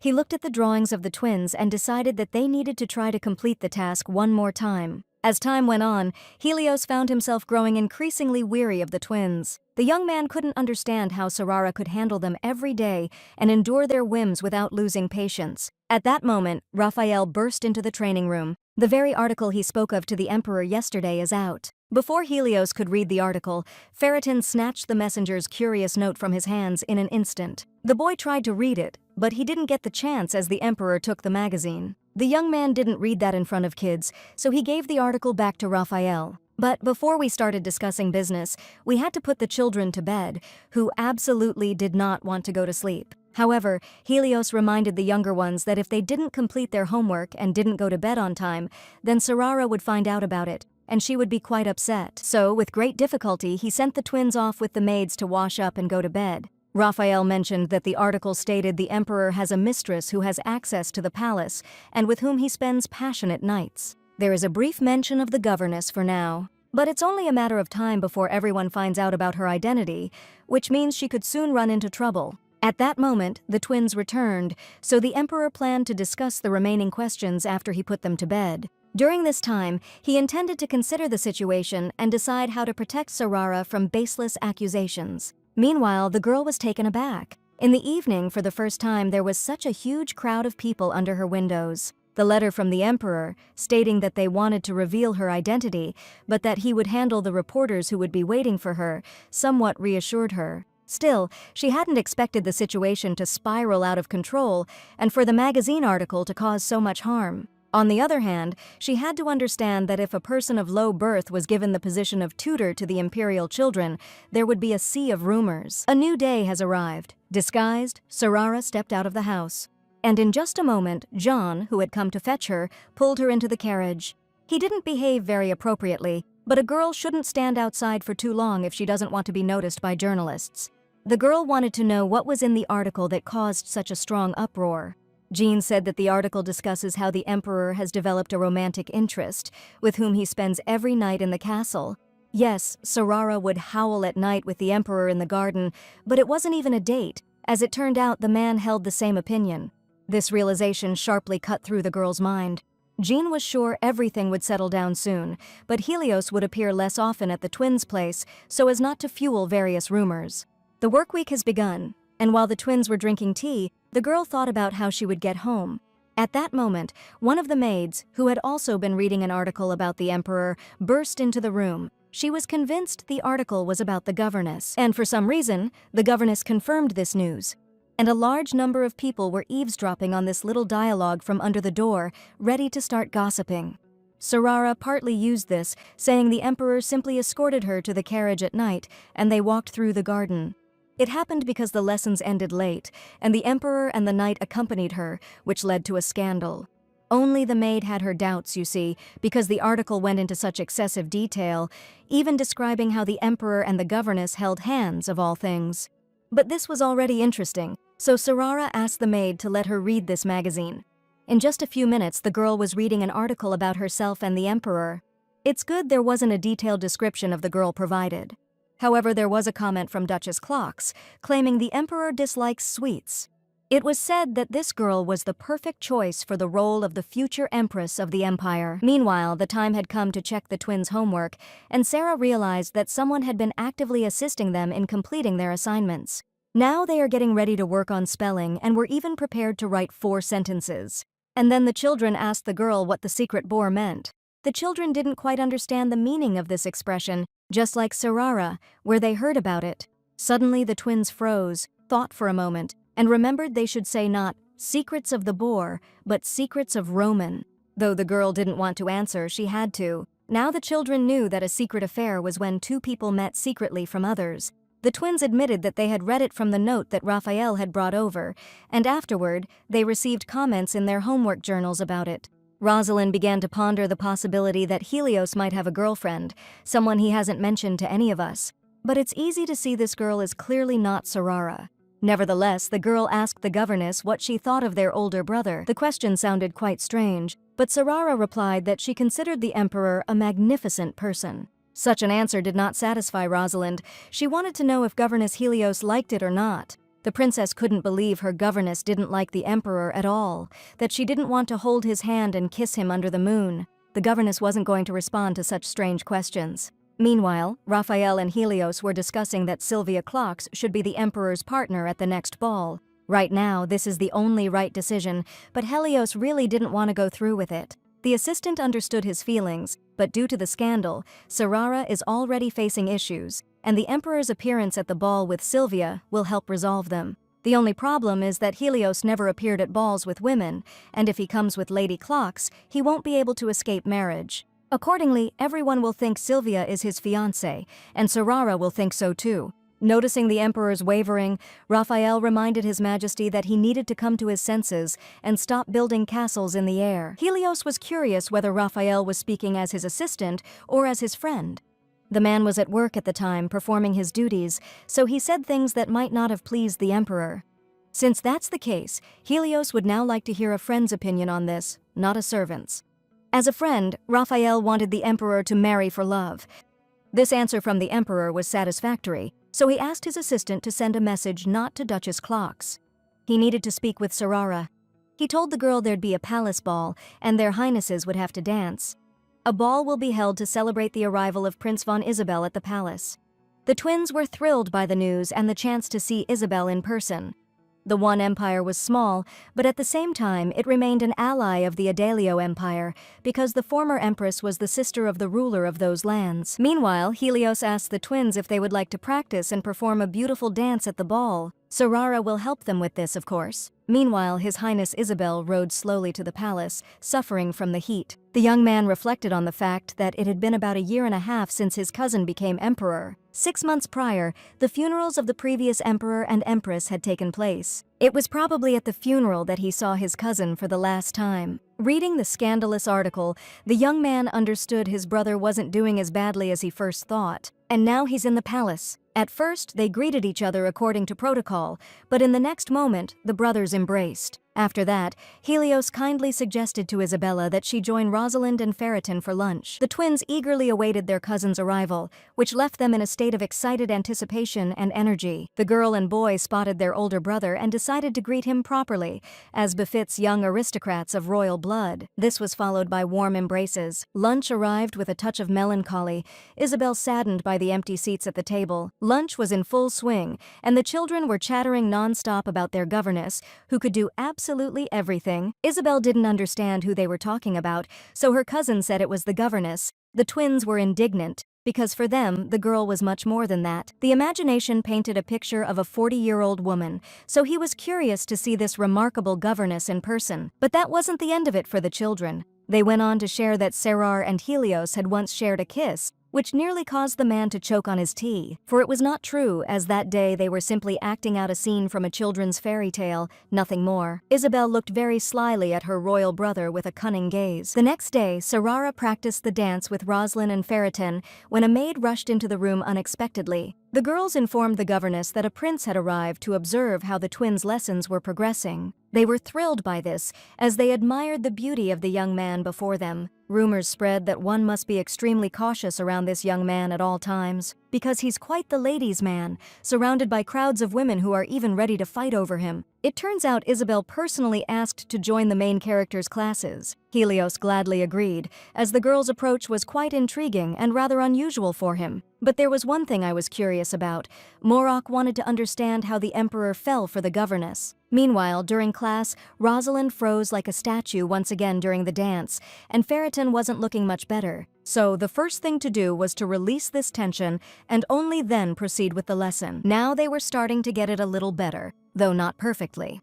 After a few minutes, the tension completely faded, and the children began to enjoy dancing together. It was at that moment that Isabel entered the ballroom. The twins hugged their cousin, and Sarara introduced herself to him with all the proper etiquette. The girl was truly beautiful, and her dance lessons were quite impressive too. Isabel hoped to see her at the ball, but she won't be there tonight. Meanwhile, the twins were having problems again. Rosalind stepped on her brother's foot once more. The twins found it quite hard to remember the dance, so Isabel decided to help them by demonstrating herself. Since they didn't have a pianist, he planned to use magic while dancing with the governess instead. Honestly, this wasn't part of the main character's plans, but she couldn't bring herself to refuse. With a snap of fingers, the piano played by itself. To the sound of a lovely melody, the couple began to waltz. Sarara felt mixed emotions, as she had never danced with a man before this moment. Isabel danced excellently, but during the dance, he wanted to talk.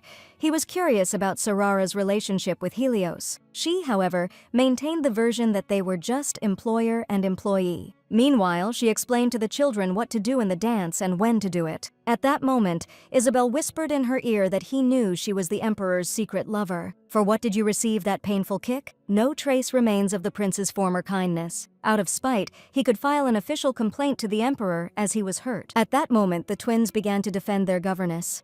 They hugged the girl and were sure their cousin didn't even feel it. The twins got so carried away that Sarara had to calm them down because they weren't supposed to protect her. And it's not necessary to forgive right after an apology, because a person forgives another only when their heart is ready to do so.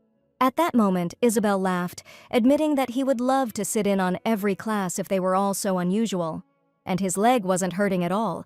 He was simply teasing the children who were so wholeheartedly defending their teacher. Plus, he learned all he wanted, and it's time for him to go. Meanwhile, Helios was busy with important matters and was very tired. He was worried that Isabel went to his younger kids' class.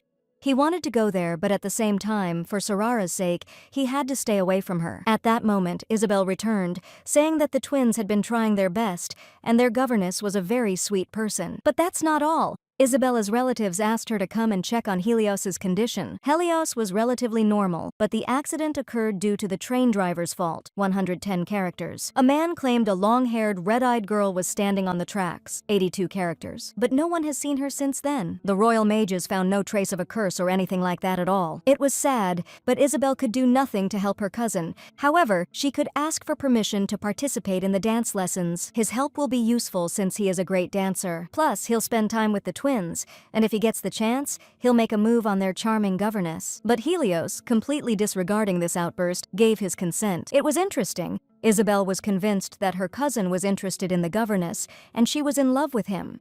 But this couple hides their feelings from each other. The days passed, and the twins' dance training continued. Isabel was quite the harsh tyrant indeed. Overall, it didn't bother her. Sarara was even surprised at how well the prince managed to teach the children. But the kids got tired faster from his drive, and they appeared to be far too sorrowful. It wasn't about the dancing, but what happened this morning. This morning, Helios shared something important with them. The children didn't understand why brother would dance with Sylvia. Moreover, the twins recently overheard a conversation between the maids, who were convinced that the Duchess of Clocks would become Empress. Does Helios really love her and secretly meet with her, but the man hasn't been seeing anyone? But the children didn't believe him, thinking only those in love go to balls. As a result, the children were in a bad mood today. Moreover, Helios always attended balls with the twins and never danced with anyone. Sarara understood that the article had put the Emperor in a difficult position, and such a move was not the worst way out for him. But children must understand the main thing. How would they feel if they liked someone, and Helios was against that person? They realized they would have been very sad at that moment. The same happens with the Emperor. He feels sad, so the twins must support his decision during this time. Besides, Sarara is doing well and is eagerly waiting for the moment she sees His Majesty's first dance. Isabel watched the scene from the side and stayed silent. In his view, the situation was quite strange indeed. To help the lovers, he invited Sarara to the grand ball tonight. After all,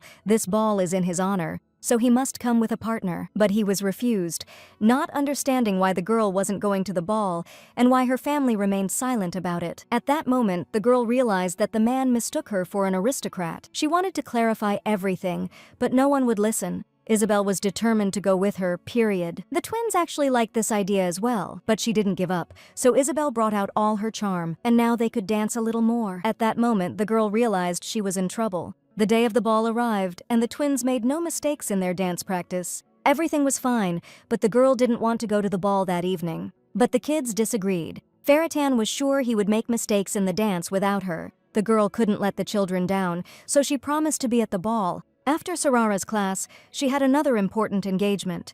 She still couldn't believe she was going to the ball with the prince. The young man has been waiting for her. He was already ready for the triumph, and beaming with joy that the girl had indeed come. Besides, the prince thought the girl wanted to know who Helios was dating. Though she denied her feelings, it was clear she cared about the situation. It was her mistake, because the man hadn't said anything about feelings, and she'd taken the bait, revealing everything herself. Feelings aside, it was time to try on the dress. But Sarara was in no hurry to put it on. She wasn't sure she had the right to do so. No matter what, Isabel wanted the girl to shine at the ball, and that means she will definitely shine. Evening fell, and they arrived at the ball. Next, the young lady must allow the prince to follow etiquette and herself act as his partner for the evening. And so they entered the throne room, where Helios sat upon his throne. The emperor did not expect his cousin to be accompanied by Sarara. If the girl was a bit nervous, her companion was thoroughly enjoying the unfolding events. People around were whispering, but Isabel told the girl to ignore them, as she looked absolutely stunning today. The couple approached the emperor, and welcoming speeches began.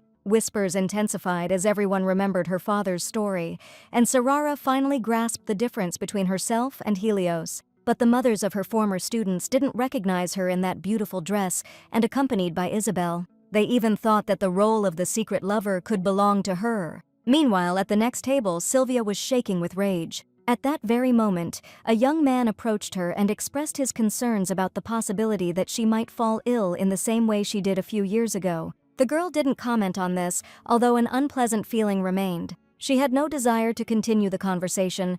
Besides, it was time to return to the emperor. Moreover, the time for the first dance has come. Meanwhile, Isabel stood aside, reflecting that all this time he had considered Sarara to be someone she wasn't. He thought the girl belonged to an important aristocratic family, but that wasn't the case. Even though there were actually more than enough clues, he just wasn't paying any attention to them at all. So he decided to ask the girl directly how she became a governess in the imperial family. She has a talent for teaching children, and she does it exceptionally well, better than most. However, if we talk about the current situation, she is very much aware of her position, which is why there's really no need to try to set her up with the emperor. It was now clear that all his efforts had been in vain.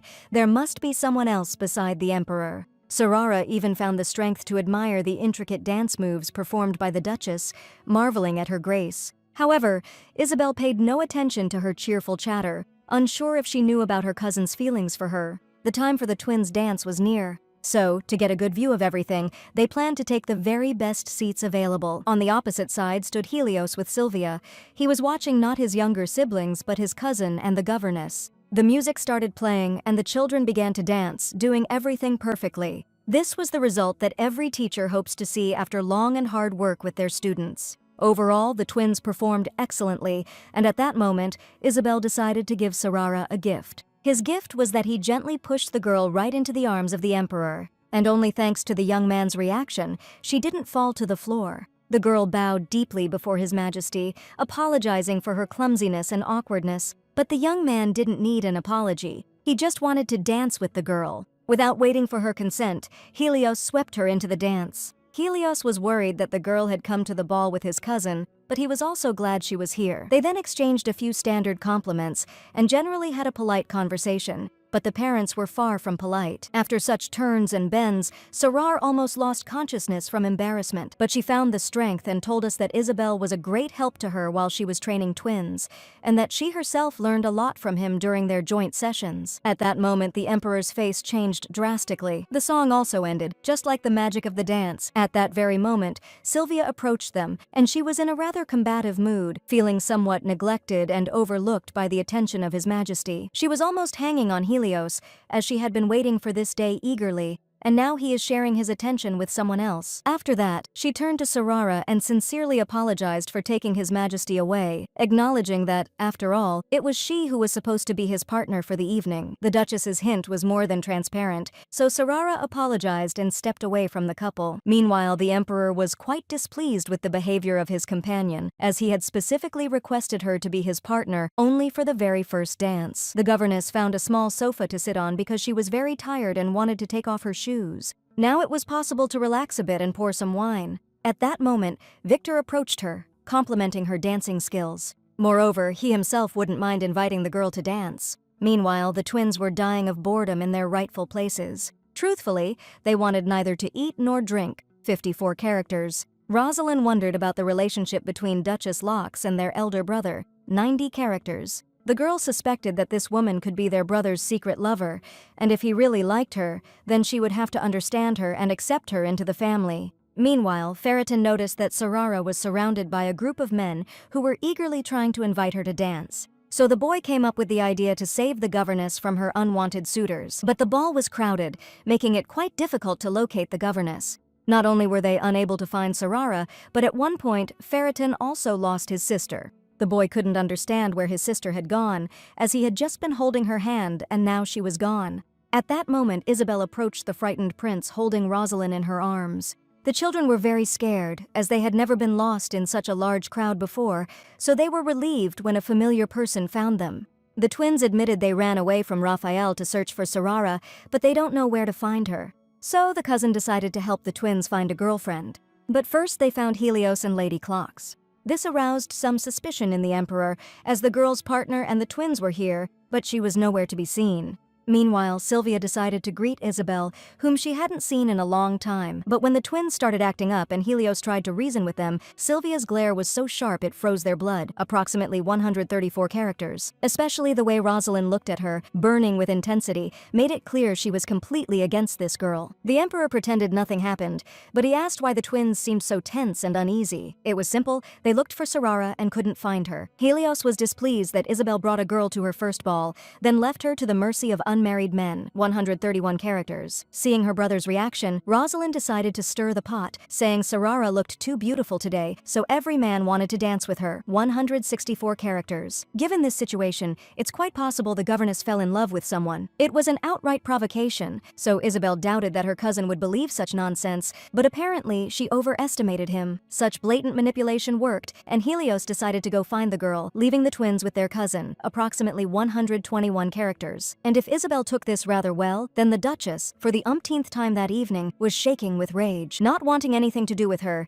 he scooped up the twins in his arms. It was time to eat ice cream, and although Ferritin didn't want to, Rosalind covered his mouth, and they walked away. Meanwhile, Helios lost his mind, unable to find a governess, approximately 68 characters. Lucky him, he spotted the hem of her lovely blue dress on the balcony, approximately 76 characters. His joy knew no bounds. It was cool on the balcony, and for the first time that evening, the girl felt comfortable, but she hadn't expected the disheveled emperor to appear there. The girl didn't understand what the man was doing there, so she worried that the twins might have gotten into trouble. It wasn't like that. The emperor came for another reason. But telling the truth was much harder than lying. Nevertheless, the admission that he was worried about the girl slipped from his lips. I wonder in what way His Majesty was concerned about her well-being. It was all because today, the young woman was incredibly popular, and men were lining up, eager to have a conversation and dance with her. This surprised the girl a little. Nonetheless, she appreciated such attention from him, as he cared for her like a parent cares for their own child.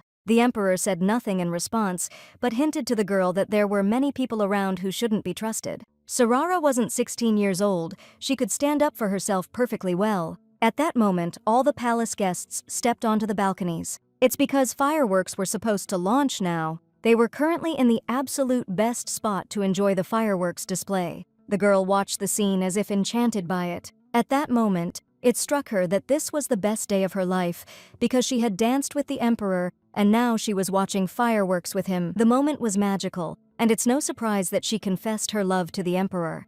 It's just that the fireworks drowned out her words. The young man either didn't hear them or pretended he didn't. And that was probably for the best, since her confession didn't really change anything at that point. The girl perfectly understood that her contract would expire in a month, and most likely she would never see the emperor again, so she needed to stop dreaming about him. At that moment, a weary Rosalind and Ferritin appeared on the balcony. Prince Isabel brought them here because the kids were almost asleep, and he didn't know what to do with them. Sarara was ready to take the children to bed, as the emperor still needed to see off the guests. When the girl with the children left, Raphael asked His Majesty a reasonable question. Was he on the balcony alone with the governess? He received an affirmative answer. However, this presented a problem, as they had been in a well-known rendezvous spot within the palace, a place still surrounded by numerous legends. For example, true love begins right here in this very spot. For example, the emperor's parents met right here while watching fireworks, and that's how their love story began.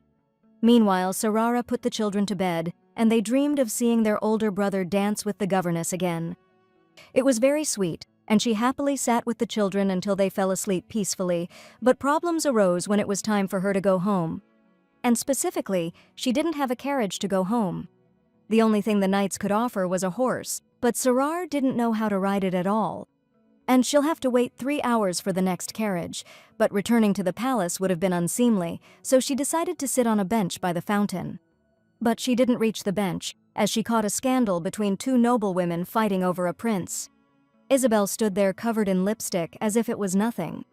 A fight broke out, even the prince got hit, then Sarara stepped on a branch.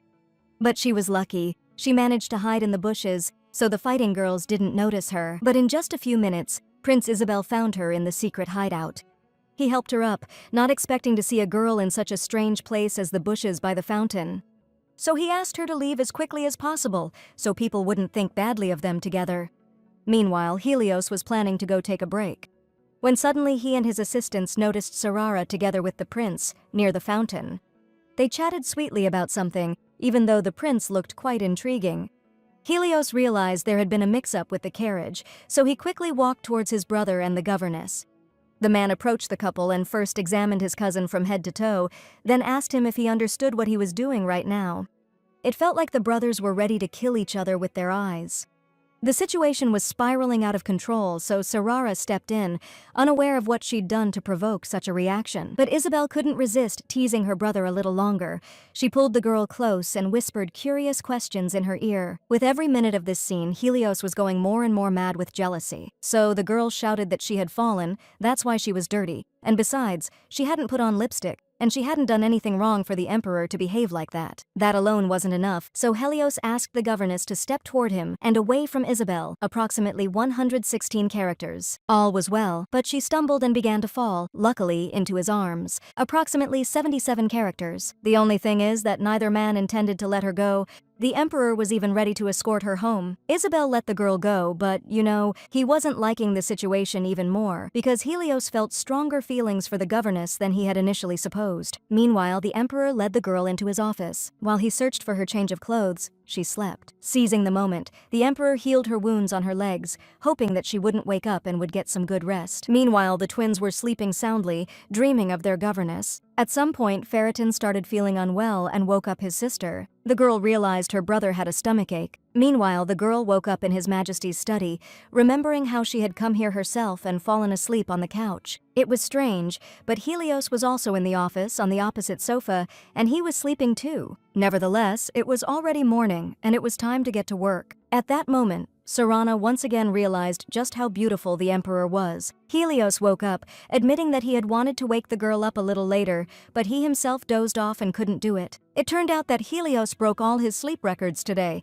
sleeping for a full 6 hours straight. The man apologized, saying that although he noticed her limping at the ball, he didn't pay it much mind, and was able to heal her legs afterward. The young man also prepared a change of clothes for her, which was lying on the table. She needed to change into something clean, as it was probably already uncomfortable to walk around in that ball gown.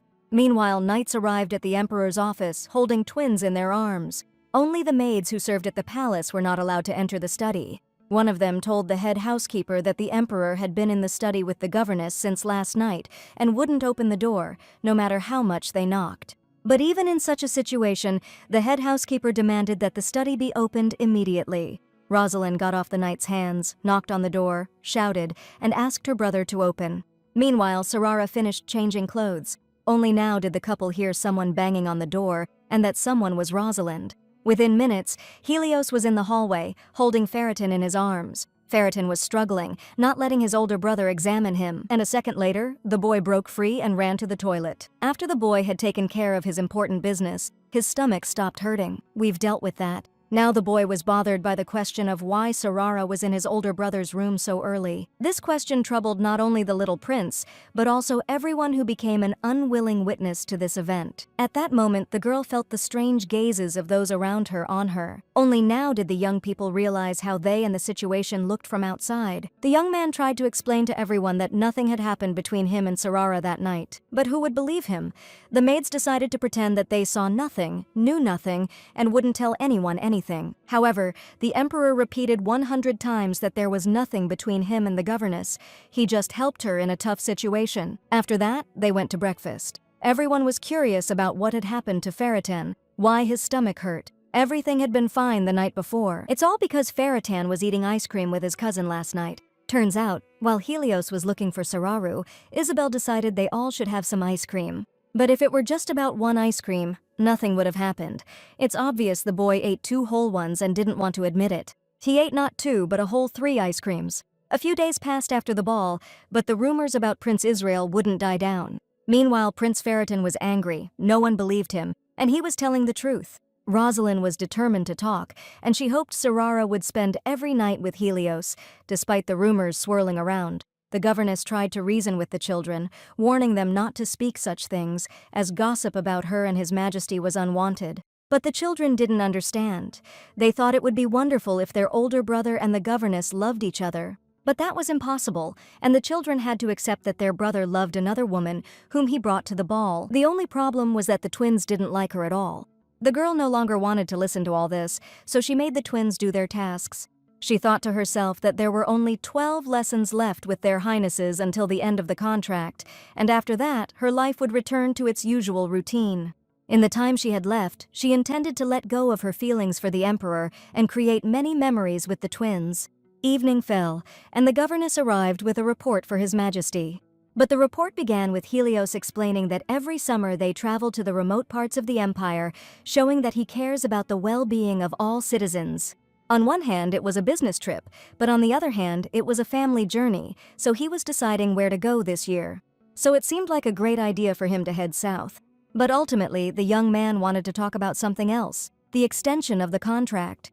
It seemed to him that this was an excellent offer and news. Sarara wanted to know how much the man wanted to extend their contract. If you think about it, at least for another year, and then we'll see. She didn't want to quit her job for the sake of the twins, but because of the emperor, it would be better for her to leave. So now she needed time to make decisions. Meanwhile, Isabel was having a wonderful time in the company of several ladies, but they didn't interest him much, as he saw Sarara leaving the palace, approximately 83 characters. Since the girl seemed upset, he decided to ask his cousin for answers, approximately 72 characters. So, during the chess game, he asked an intriguing question about what was happening between Helios and the governess. It's all because Isabel saw the girl walking and looking upset, not even acknowledging his greeting as she passed by. The problem is that the emperor offered the girl to extend the employment contract, but for some reason, she doesn't want to do it. Isabel perfectly understood why the girl didn't want to stay near the emperor, as it would be painful for her to watch him soon marry someone else. To nudge him in the right direction,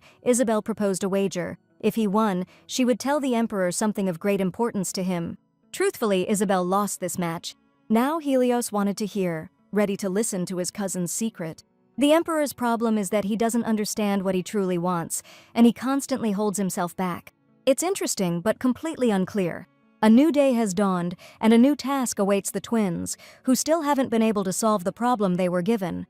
Specifically, the children couldn't decide what to give Isabel as a farewell gift. A cake just wouldn't do for this occasion. Ultimately, they decided it would be best to prepare cards so Isabel could read them and remember them fondly. But that wasn't everything. Rosalind saw that the governess had also prepared a card, but forgot to put it in the box, and it needed to be fixed urgently. After she placed the postcard inside, they packed the box and decorated it with a ribbon. The young man was delighted to receive such a wonderful gift, so he couldn't wait to open the box. He thought there would be some kind of brooch or piece of jewelry inside, but there were postcards. It was very sweet, so the man was grateful to his younger cousins for their kindness. Isabel realized it was the governess's idea, as the children learned to express their love. In truth, he had never received anything like this before, so he felt truly happy. The prince regretted that 2 weeks had flown by so quickly, and it was time to go home, but he had spent this time wisely, watching the drama of love unfold. The young man understood that this girl would have been a perfect match for his cousin, if not for her low social standing. Meanwhile, he decided to make his offer to Sarara, to accompany her to the kingdom of Wan, seeing as her employment contract was practically at its end. The girl assumed that Isabel was offering her a job, but that wasn't entirely the case after all. This way, she will be able to climb the social ladder. Isabel did it not for her cousin, but for herself. Sarara remained silent, only smiling, and said nothing in response to that suggestion. But, you see, she perfectly understood that this young man offered this to all the pretty girls he liked, and, well, that sort of thing just didn't interest her at all. Nevertheless, they thanked each other for the experience they gained over these 2 weeks. As a farewell, the prince kissed the girl's hand, saying that she could come to the kingdom of Vaughn any time, and he'll always wait for her himself. And now he was planning to go and tease His Majesty by showing him a letter from a young lady. But the emperor was talking to Lady Clocks, and it was clearly a complex conversation. The girl thought that since the man invited her to the ball and danced the first dance with her, it meant something. In Helios's understanding, everything was completely the opposite. It was a beautiful political move, but nothing more than that. This knocked the ground out from under the Duchess. She hadn't expected the emperor to play with someone else's feelings and heart. She then stood up abruptly and prepared to leave. A new day arrived, and the twins were happy they would soon go to the emperor's villa in the south. They were filled with anticipation, as they had never seen the ocean in their lives. It turned out that last night, at 2 a.m., the children were excited because Helios had told them about the upcoming trip. The children looked at her with the eyes of Shrek's cat, clearly wanting something from her. They kindly asked the girl not to give them any homework while they were off on their little trip. The girl understood her contract was ending right around this time, so she announced there would be no homework for them. Evening arrived, and Helios came to put the twins to bed, who were waiting for him to read them a story. Tucking the children into bed, he promised that on vacation they would do all sorts of interesting things they came up with themselves. Then he began to read them a fairy tale, but the fairy tale reading slowly ended, and Helios asked the twins how they would feel if he got married. For some reason, the twins decided their older brother was marrying their governess. But if the young man intends to marry someone other than Sarare, could it really be the red-haired girl he brought to the ball? However, this particular assumption made by Rosalind triggered an uncontrollable outburst of aggression in Ferriton, as he really did not like that woman at all. The children didn't want their older brother to marry anyone but Sarara. To calm down the twins, the man promised that he would never get married. But Rosalind wasn't happy with that option, as her little brother would be sad if they didn't accept his beloved. Still, the girl believed Helios should only marry Sere, 75 characters. But tears wouldn't help the situation, so the princess demanded that the governess accompany them on their journey. It was just difficult to accomplish, plus Helios had to tell the twins something important. The problem is that Sarara will only teach them until August, and then she will leave. A new day dawned, and the children in class looked worse than ever. Sarara didn't know what was wrong, so she tried to cheer them up and find out why they were mad at her. But her outburst only made things worse. Rosalind started shouting that she had a right to be sad. Then she threw the washing machine at the governess. The girl wouldn't tolerate such behavior and demanded immediate explanations. But instead, the children started crying loudly. And then, they really started to hit her with their tiny little fists, shouting that she couldn't treat them so cruelly. Through tears, they tried to persuade her to stay with them and not go anywhere. Turns out Helios told the younger ones they'd get a new teacher in September. Ferriton, however, wanted to see Sarara every day, and for that, she simply had to marry their elder brother. The children didn't understand that it was impossible, but to calm them down a little, the girl suggested creating memories. With this goal in mind, they went to the garden, but the plan failed because it was too hot. To cool the kids down a bit, Sarara went to get some cold lemonade for them. The twins were worried that the girl would soon leave them for good. Suddenly, Rosalind had a brilliant idea on how to prevent this from happening. The maids were watching them and had the worst feelings about what was to come. Meanwhile, Helios toiled tirelessly, approximately 42 characters. And he wasn't pleased with one particular document. He wanted to know who had signed it. Just then, John suddenly heard an unfamiliar noise. He reacted in time, shielding the emperor with his body from flying debris. The young man quickly scanned the ruler, hoping everything was all right with him. Now he needed to assess the situation. The magical scan of the window's defenses yielded no results. The spells were working correctly. But as soon as Jean looked out the window, everything made sense. Meanwhile, Sarara hurried to the twins with cold lemonade in hand. Helios had reached the children and was clearly very angry. He wanted to know what dirt and stones flew around the palace. The children didn't say much, but the emperor had plenty to say. He hadn't expected the twins to do such a thing, as they could have seriously injured Jean. At that moment, they burst into tears, which always worked on their older brother. But not this time. He wasn't going to let it go without attention and punishment. Just as she spoke, Sarara rushed over to them. The children immediately complained about Helios, saying he scolded them, while the girl saw the knight's scratched face. Therefore, she believed that the emperor acted rightly when he scolded them. Ferritin was stunned, not understanding why the governess wasn't comforting them. She had no intention of doing so until the twins apologized to their brother and Jean. They ultimately had to do it, after which Helios began to heal his friend. Rosalind wouldn't stop crying. She just wanted the governess to stay with them. Approximately 83 characters. After that, the twins began to accuse the adults of all the deadly sins in unison. They rushed into their room, shutting out Sararu and Helios, who were trying to get through to them, but truthfully, they didn't understand. So the girl entered the room without permission. But that didn't help. The twins kept getting angry and being fussy. As a result, they crawled back under the blanket, still crying. After a while, they were exhausted and fell asleep. After what he'd been through, Helios hoped Sarara had changed her mind about extending the contract. But she was firm in her decision, so the emperor offered to travel south with them as a farewell gift for the twins. It was an unexpected offer, and Sarara needed some time to consider it. She required some time to make her decision, but still, she agreed to it. Now it was time to go home. But when the emperor offered to carry her suitcase, the young woman declined. She didn't want any unnecessary rumors. Nevertheless, Helios was a gentleman and opened the door for her. She didn't understand why he was acting like this, as if he had feelings for her. And then he gently touched her cheek. She had already imagined a kiss, and Helios had simply wiped away the dirt. He just couldn't understand why the girl closed her eyes. Did he accidentally hurt her somehow? But that wasn't the issue. She was lost in her own thoughts. At that moment, the emperor snatched the bag from her and rushed to the carriage. Meanwhile, the children woke up and saw that everyone had left. Then they got out from under the blanket. It was too hot under there anyway. On one hand, they were happy that Sarara would go with them to the south, but on the other hand, they wanted to cry because they wouldn't see her again. At that moment, Helios entered the room. It pained him to see the twins crying again, holding each other tightly. They needed the comfort they sought from their older brother. Morning arrived, and Sarara came to class, seeing the children who were no longer crying but were happy to see her. Because Helios promised them he'd invite the girl to the palace more often if they behaved well. Together, they could create many happy memories to cherish forever. A new day began, and the kids ran around the castle and played. At that moment, Helios came to them. He was glad the children were no longer crying. But he had an important conversation, so they needed to go to the room. The conversation was about a hunting tournament, and if the twins want to, they can go too. In that case, the young man needed the governess's assistance. The twins were happy that Sarara would accompany them, as this was their first hunting tournament. The kids were happy because they could see either a hare or a squirrel in the woods, or even both at once. Ferritin wished to see a giant deer. It was clear the children had the wrong idea about the hunting tournament, so we needed to make sure they wouldn't be disappointed. After that, the children went to complete their assignments, and the assessment test showed excellent results. The kids were happy with their results and asked the governess for a reward. They wanted to see how Helios would train before going out on the hunt. Since Sarara was ready to give in, they kissed her, then they kissed her again. The children thought their governess was the best.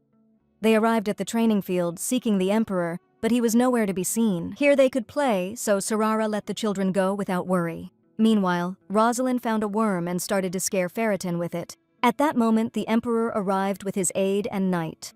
The young man didn't know what the governess and the twins were doing here. Good thing no one bothered anyone, and the emperor, governess, and children rested. Meanwhile, the kids showed off the bracelets that Sarara gave them to their older brother, after which Helios and Jean decided to take the twins for a pony ride. Sarara, however, remained in the clearing with Raphael, who would also be participating in the hunt, though he didn't particularly enjoy the activity. It turns out the emperor isn't thrilled with this event either, and at the tournament, he always aims at the animals in a way that won't kill them. Sarara waited for Helios and the twins to pick her up. She admitted that she missed the little ones very much.